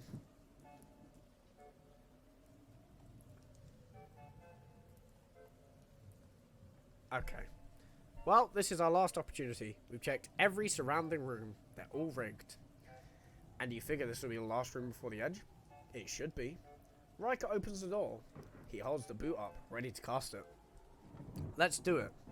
As soon as Riker speaks, several spiked poles pop out the walls. After a moment, they retract. What the hell?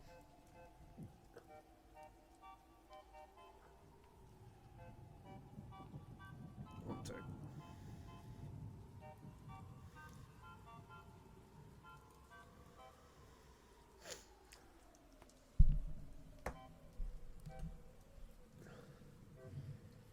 Again, the spikes emerge from the walls.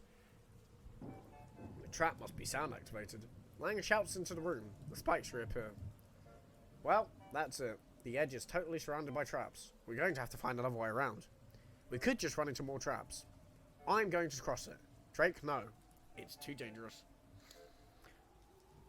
Time's running out. Blythe's right. Who many knows how many more traps we're going to have to spot before we find a break? Just looking at it is a risk. Drake takes off his boots and climbs up to the frame of the doorway. On the frame of the doorway. Take these, handing boots to Riker. And keep it quiet. Quiet. Keep it quiet. Drake steps gingerly into the room. The others watch from the doorway. Each step Drake takes is met with mounting silent dread. This is the sound room. There's no point like reading this fully, unless something changes.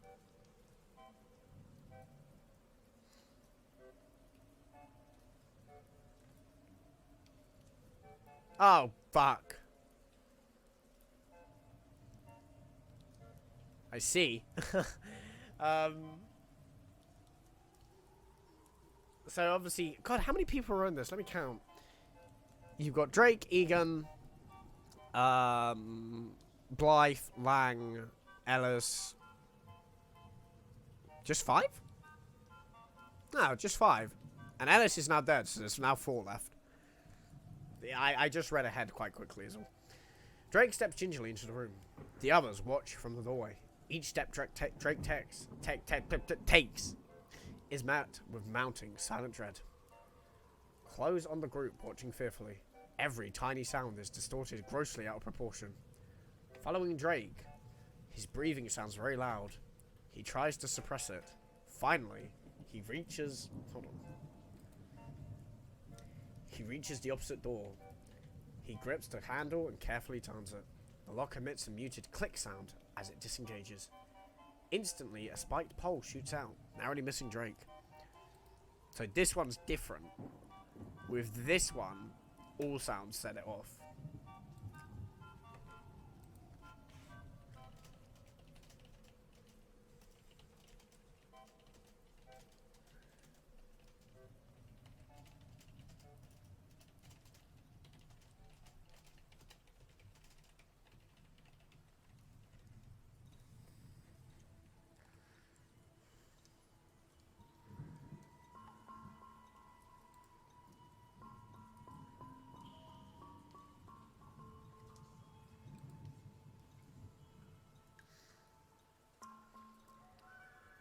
Okay.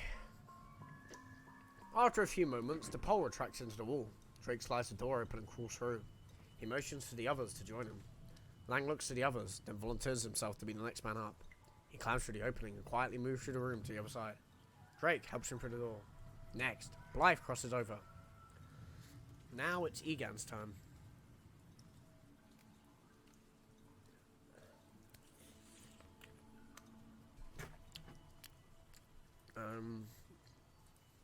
Where the fuck was I? Riker helps him to the room and sends him on his way. Following Egan, he moves fearfully through the room. He looks up to Drake, Blythe and Lang, who motion for him to continue towards them. Egan steps forward, but then abruptly stops. The bottom of his pant leg has caught on the door handle in the floor. He tries to pull his leg away, but only manages to tangle the material more. Egan looks helplessly to the others. Riker enters the room. Egan looks panicky.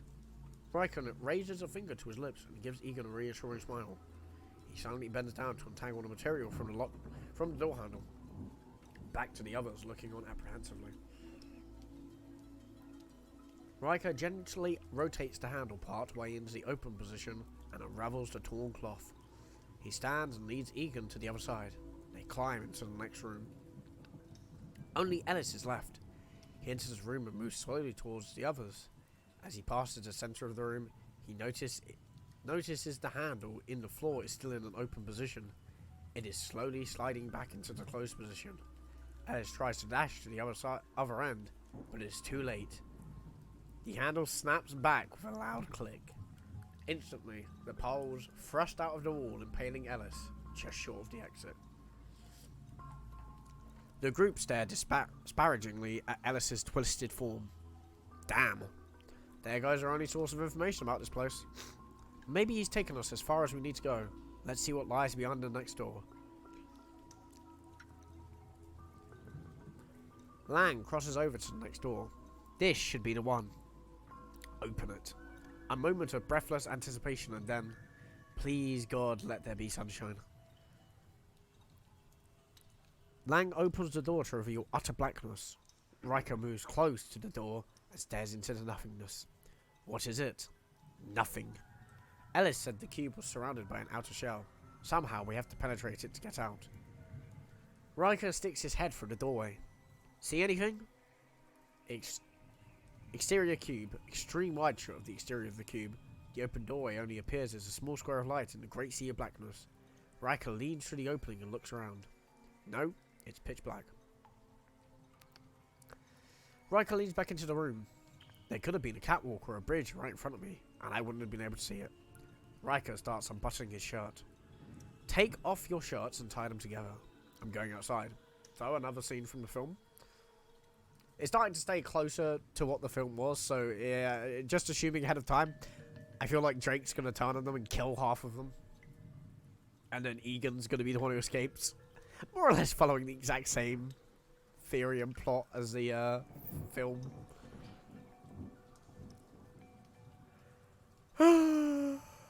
Dissolved to a short while later. The group stand in a row, extending from the doorway. In their hands they hold a rope of shirts, the end of which is tied around Riker's waist. He climbs up onto the frame of the doorway. Let me down slowly. The others feed Riker slack as he steps out over the threshold. Riker is lowered into the darkness. He runs his hand along the surface of the cube, then reacts to something. Interesting. Riker is lowered into the darkness. He runs his... I think I already said this. Yeah, then he reacts to something. Hold on, I feel something. It feels like a doorway. Riker opens the door. He squints as light pours out the opening. Interior, Cube 32. Riker is staring into the room below. It's just another room. Exterior cube. Riker shuts the door. Hold on tight. I'm going to see if I can swing to the outer wall. Riker pushes himself away from the cube and swings outward like a pendulum. The group are tugged forward by Riker's weight. At the apex of the arc, his arc, Riker reaches out into space, but doesn't touch anything. He swings back to the cube. I'm going to try again. Riker pushes himself harder.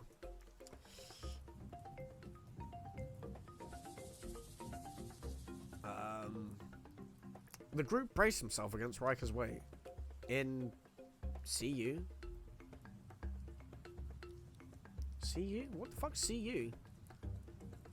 Hang on. What is CU in a script? Close up. In close up, we see the material in one of the shirts rubbing against the frame of the doorway. Oh.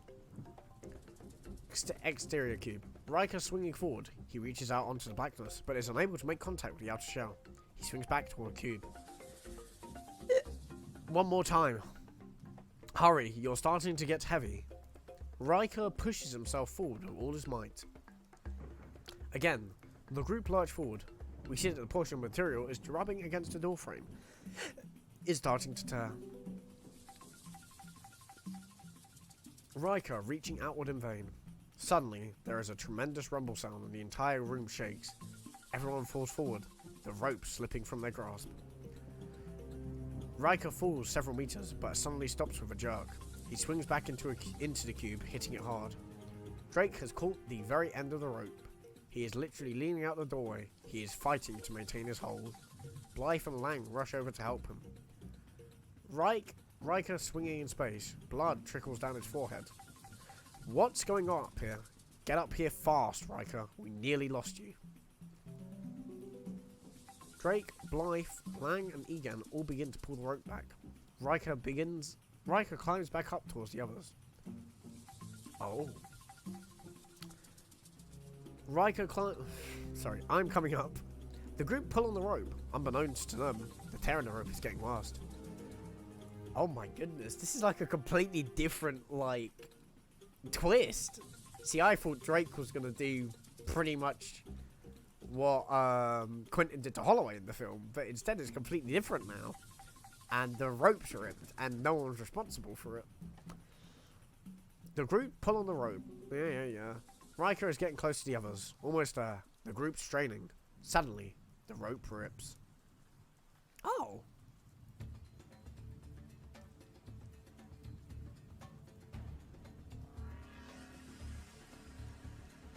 Wait.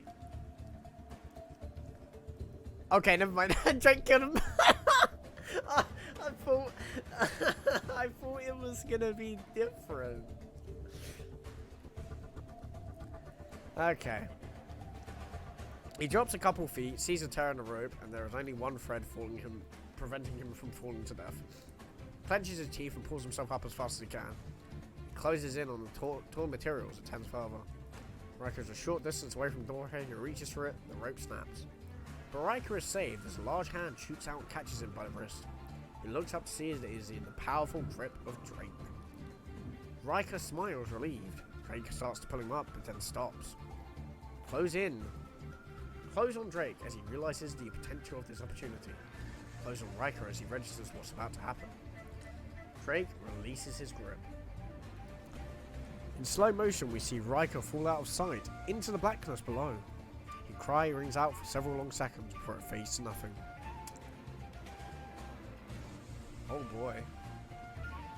Drake leans back into the room. Everyone else is in shock.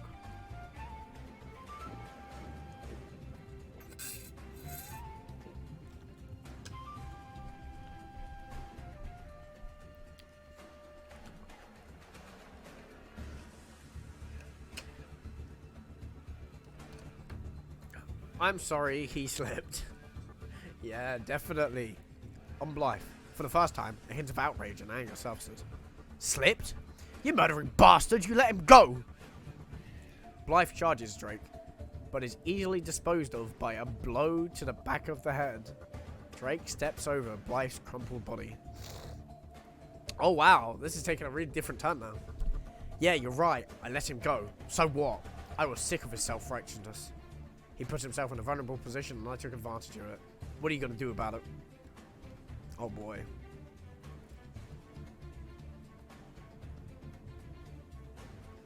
Drake looks from Blythe to Lang to Egan. All are silent. That's what I thought. Riker had his chance to get us out of here. He didn't succeed, now we're going to do it my way. Drake grabs Blythe by the scruff of his neck and lifts him to his feet. You're going to lead the way. You mean I'm going to be the bait? That's right. We're going to keep moving to the edge until we find the exit. You're wasting your time, Drake. You'll never find your way out like that. It's too easy. I don't call this easy. It's too obvious. Whoever designed this place would have never made the solution so simple. Tell him, Lang. He's right. We still don't understand the working of the cube. We're fumbling in the dark. What we need to do is work this out intelligently. There's no time to think. We have to move. Just moving directionlessly from room to room isn't going to get us anywhere. It will get us further than just sitting here playing with numbers. Drake pushes Blythe to a door. Open the door, Blythe.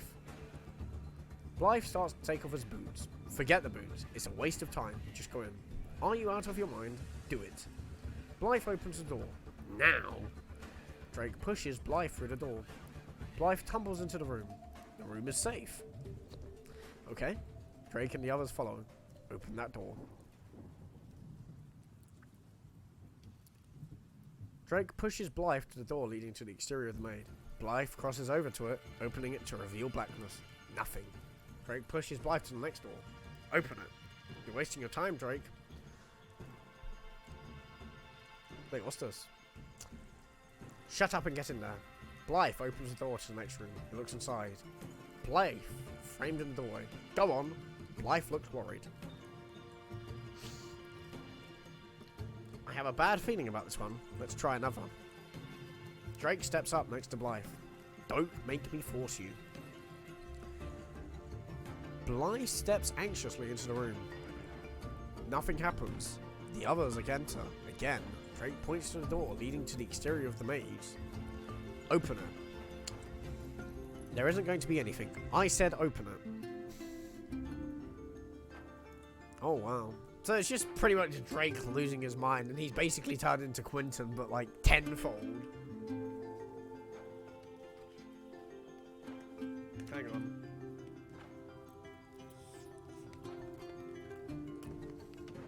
Open the next door. This isn't going to get you far, Drake. Soon I'm going to be killed. Then what are you going to do? I'll use him. Drake motions to Egan. Now, open the door. Blythe looks back at him. He knows it's pointless to resist. He looks over to Lang, then Egan. They are powerless. Close on Egan. A small tear forms on the crest of his eye, breaks free and slides down his cheek.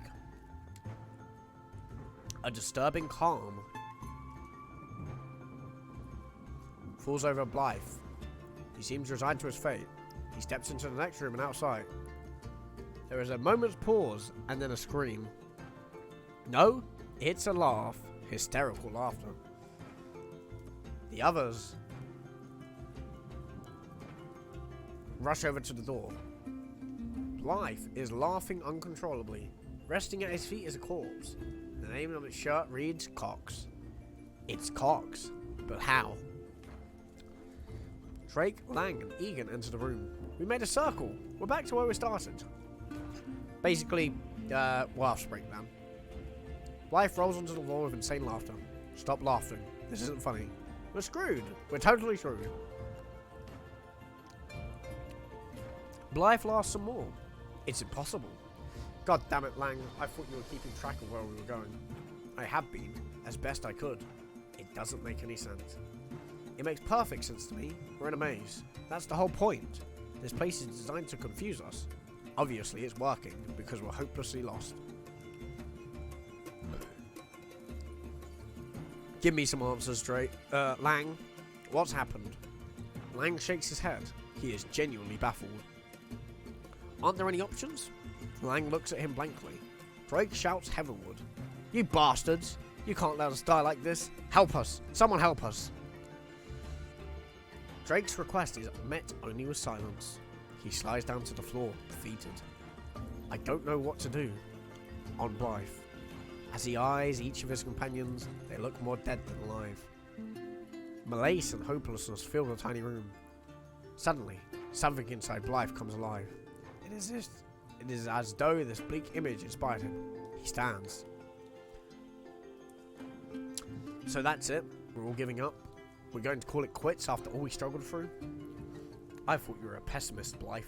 No, I'm a realist, and I can see that this is exactly what they want us to do. That's the experiment, to see how much we can take before we're crushed. Well, I'm not about to let their experiment succeed. Do you have some special insight that you're not sharing with us? No, I don't know. Maybe we're not looking at this in the right way. Maybe we didn't go in a circle. Maybe we have been doing the right thing. But how do you explain Cox? He didn't just stroll in here. Blythe's face lights up. Maybe he did. You've gone completely loony, Blythe. That's it. We didn't come to him. He came to us. What are you talking about? What if the rooms are moving? What if they were shifting all this time? So that the configuration of the rooms is always changing. That's why Cox... That would explain why Cox is here now, when he should be way behind us. That would also explain why the formula stopped working. When the rooms were static, it worked. But once they started moving, it failed. That is the missing variable. So it changes completely differently. Originally, they were talking about like permutations and how it changes with Cartesian coordinates. But now they're saying how the formula doesn't work when all the rooms were staying still. And that's why the room shook when we nearly dropped Riker. That's what those strange rumbling sounds are. They're rooms shifting. That's what the cube is. A big moving puzzle, and each room is a piece. Lang jumps to his feet. He rushes over to the room's engraved numbers. The others crowd around him. I've got it. I know what all these numbers are now. They're all permutations of this room. What? Permutations? Hang on. This is a list of all the coordinates that this room passes through. Using these numbers, you could plot the course that this room travels on a graph. But which coordinate are we at now? Lang thinks for a moment and then, follow me. Lang runs into the previous safe room. The others follow. Lang and the others are huddled around this room's engraved numbers.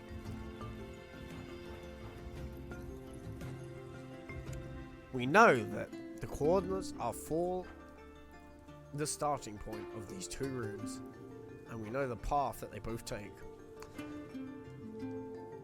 All we have to do is find the coordinates where they would be adjacent to each other, and that will tell us where we are now. Blythe, go into the other room and list of each group of permutations. Blythe moves back into cube 35. Blah blah blah blah. As Blythe reads off the coordinates, Lang compares... Who the fuck's large? Lang compares them to coordinates in front of him. When the two connect, Lang shouts out, "That's it. This is where we are." Blythe returns to their room. I wonder what happens when all the rooms have run through their permutations.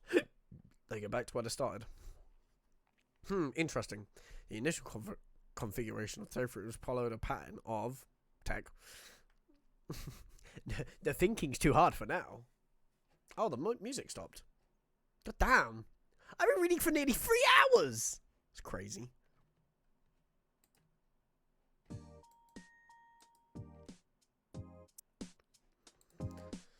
They are all in a row. Oh, sorry. Lang rips a button off his shirt and uses it to scratch numbers on the floor. He draws a box around each coordinate to represent a room. They form a coil pattern, like a spiral staircase or a DNA strand. That follows a very different idea to what the actual movie did. Hang on.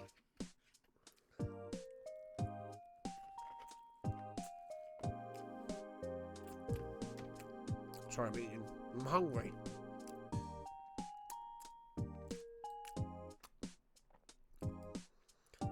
Lang looks at the numbers closely. Cut to the box at the very top. There's something familiar about that number. What is it?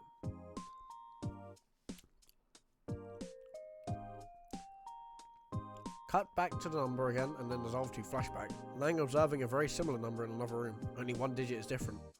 Lang suddenly enlightened. I see. We passed a room with the coordinates. It wasn't supposed to be there.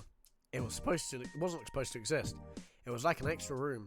A room that in the initial configuration would be external to the cube, placing it right here. Lang dramatically draws another box at the end of the line of boxes. The bridge! And it only comes around once every cycle. That is our exit, gentlemen. In essence, the cube is a big combination lock. When all the rooms align in this configuration, it opens up. Then the rooms fall out of order and it closes. So you're saying there's a way out of there? Yes, for a brief period of time, and then you must wait for all the rooms to cycle. You must wait for the rooms to run through their cycle before it open again. Well, what do What are we waiting for? Let's go. Not so fast, you're forgetting something. What? The traps. Well, now we know how the rooms move. Can't we just incorporate that information into the old formula? Yes. Well, now that we know how the rooms move, can't we just incorporate that information into the old formula? I already said that. I need to drink.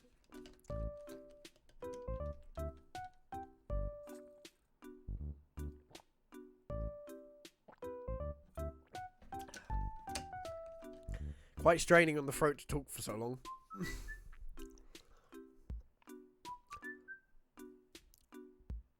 Yes, but there's one problem. I would need a calculator to do it. You see, the equation would be, I can never solve such a complex calculation in my head. Great. So what you're saying is we need to know the way out, but we might not be able to get to it.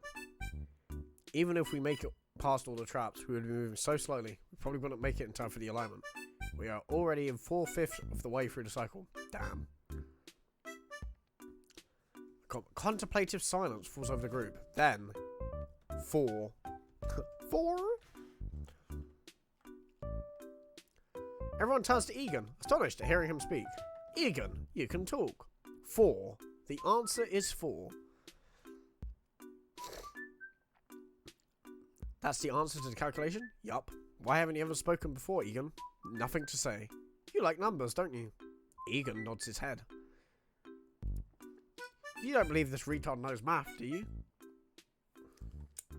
Egan, what's the square root of 25? 5. What's the square root of 124? 144. 12. 1024. 32. 4560. 67.5277207. Okay. Lang turns to the others, smiling. The group entered a room. Idiot savant, huh? That's right, and you didn't want to take him along. Lang moves up to the next set of engraved numbers. Egan joins him. They do their calculations. Lang points to the next door. They open it and move through. Lang and Egan calculating. Drake interrupts them. How much further to go? Well, we are out, and we need to get to. So if we're lucky to find a fairly direct route, probably another 10 to 12 rooms before we reach the centre. Once we get there, we should be able to move directly to the exit without encountering any trapped rooms. And how much time do we have left? Not long. Every time you hear a room move, it means the cube is one step closer to aligning. If we miss that alignment,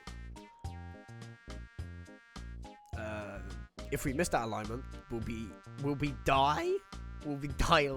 dead long before the cycle repeats itself. This is our only chance. An OS rumble was heard. OS off-screen rumble was heard, as if to emphasize Lang's point. Then stop talking and get walking. Lang and Egan locate the next room. That way. Drake opens the door and passes through, followed by Lang. Blythe steps part of the way through the door when suddenly the room shakes. Blythe tumbles into the room. Cube 36 is moving. Egan, get in here, hurry.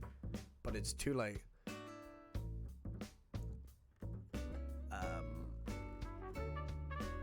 Hold on. I need to just breathe for a second. I have been talking so much and so often that it is starting to strain the heck out of my voice.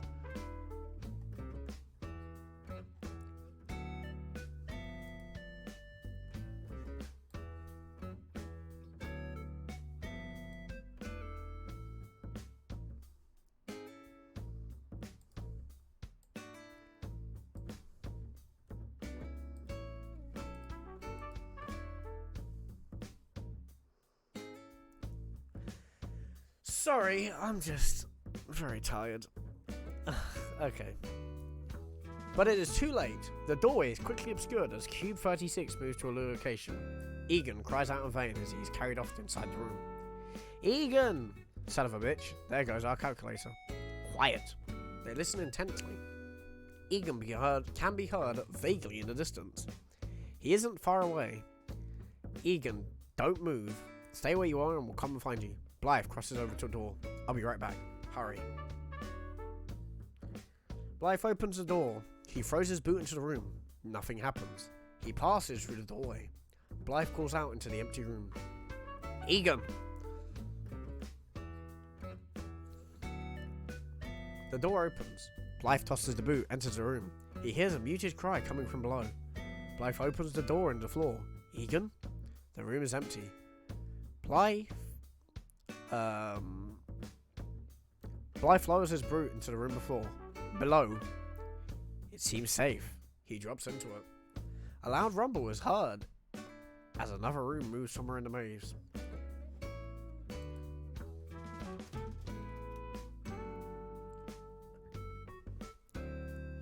Come on, Blythe, hurry. Lang is studying the numbers on the wall. Cut to interior, cube 30.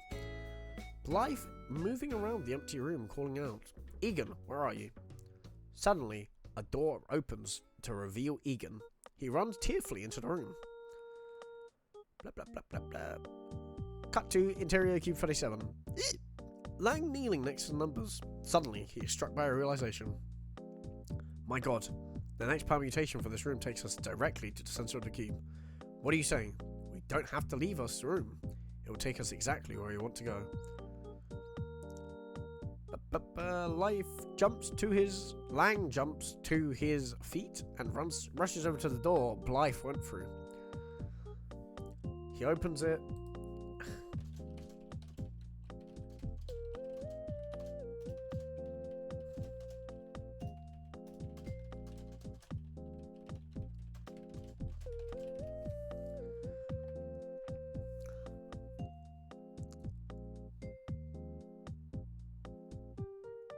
Sorry, I'm getting very tired. I won't be able to do it off script. This will be it. He opens it, shouts at the top of his lungs, Blythe, get back here as fast as you can. I'm not going to shout that. A loud rumble sounds from outside the room. Cut to interior, cube 40. Blythe trying to boost Egan up to the room above. With some difficulty, Egan manages to open the door and crawl in. Help me up, Egan. Egan extends his hand. Oh. Blythe jumps up and grabs it, but he's too heavy. Egan can't lift him up. Cut to cube 37. Lang calls out again. Blythe, movelet. Blythe hears Lang's call. Get back here, Blythe, right away. Come on, Egan, you can do this. I know you can. Oh, there we go. Blythe jumps up, grabs Egan's hand. Egan pulls with all his might, lifting Blythe up just far enough that he can grab the door for him. Blythe pulls himself into the room. He and Egan stand. Oh no, which door did I come through? Blythe looks from door to door. Of course they are all identical. Hurry! This one.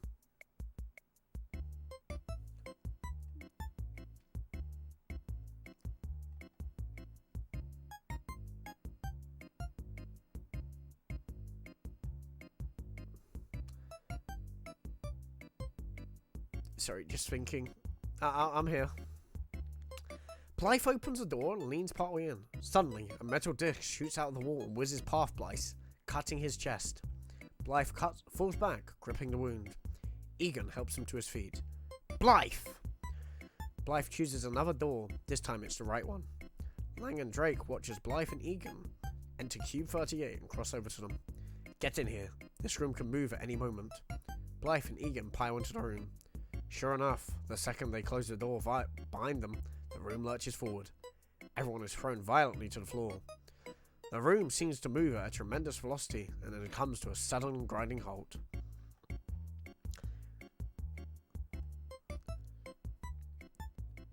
That's it. We should be adjacent to the center of the cube, but we better move fast. We're at the end of the cube cycle.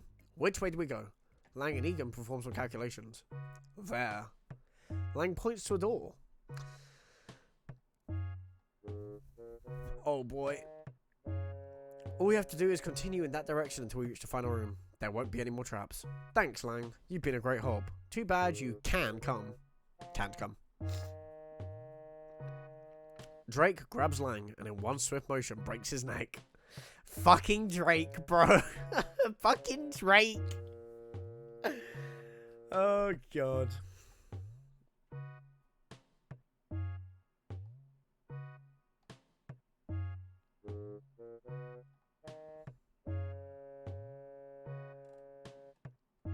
Oh wow, we're almost at the end actually. This is it. Damn. Blythe instantly attacks. No, that's for getting me into this mess. Blythe instantly attacks Drake. Drake, you bastard. There's no time to argue, Blythe. Drake easily throws Blythe off him and rushes out the door. Track with Drake as he runs through one room after another until Drake rushes into the final room. He opens the next room to reveal the blank exterior of a maze, a dead end. Damn! Suddenly there is a ferociously loud rumble sound. The open doorway is gradually replaced by another entrance as the bridge room slides into place. The bridge! Drake steps inside. He opens the exit door. Brilliant white light floods through the opening. I made it. I made it. I'm free. I think I know how this is going to end. Drake takes one step for the exit, but he's yanked backwards. He falls to the floor. Blythe stands above him and delivers a swift... Blythe stands above him and delivers a swift, eerie silence. Surrounds him?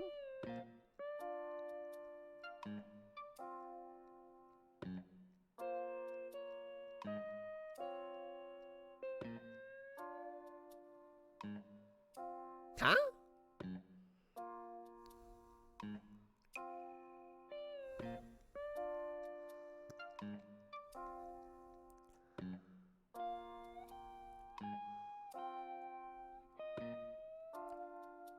Oh no! Oh no, this is missing some of the pages! I need, oh no! I've just read this whole fucking story, right?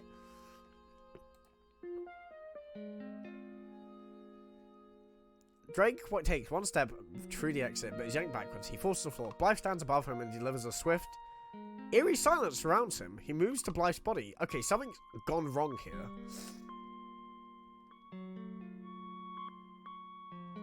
We're missing.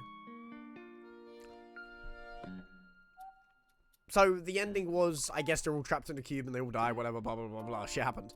But we're missing the ending here. Oh my god, I've got to go and fucking talk to Vincenzo and Natalia about this. Oh my dude. I've been reading this for 3 hours out loud and... oh no. We're missing the end! It's like a book. I've literally just read a book, basically. A whole book. And the ending's missing a page or two. I know. It's going to be really hard to try and get the answer out of him, too. Because it's been like 20 fucking years.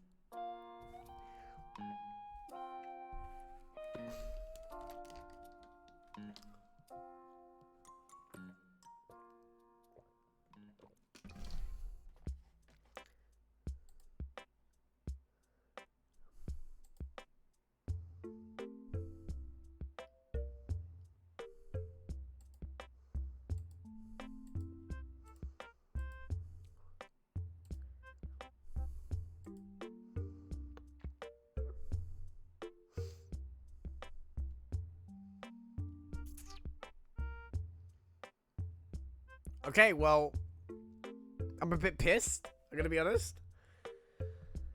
Oh, good lord.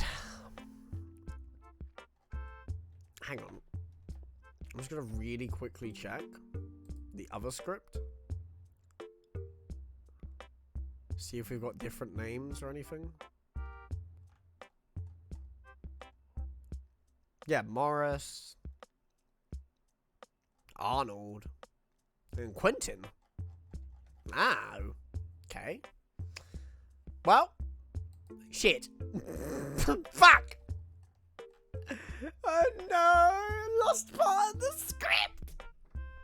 That's so bad, man. Right, well,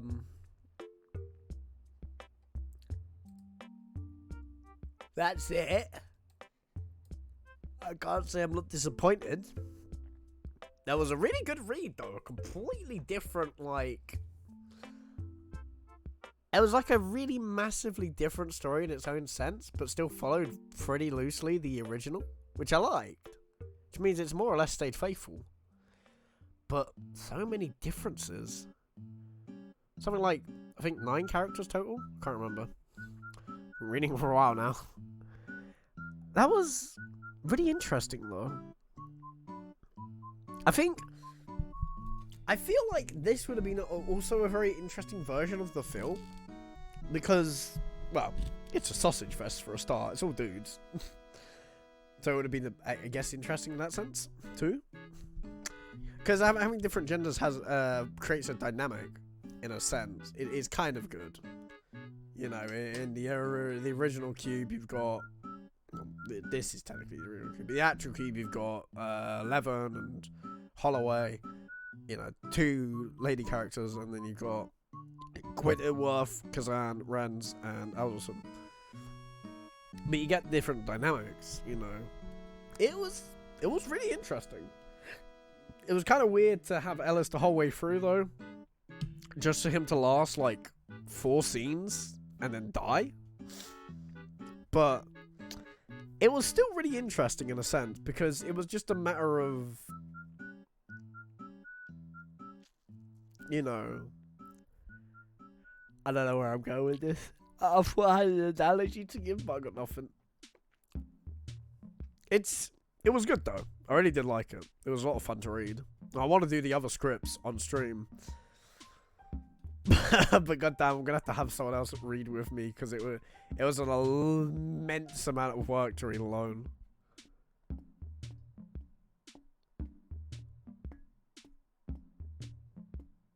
Anyway, I'm done, I guess, so, that's it.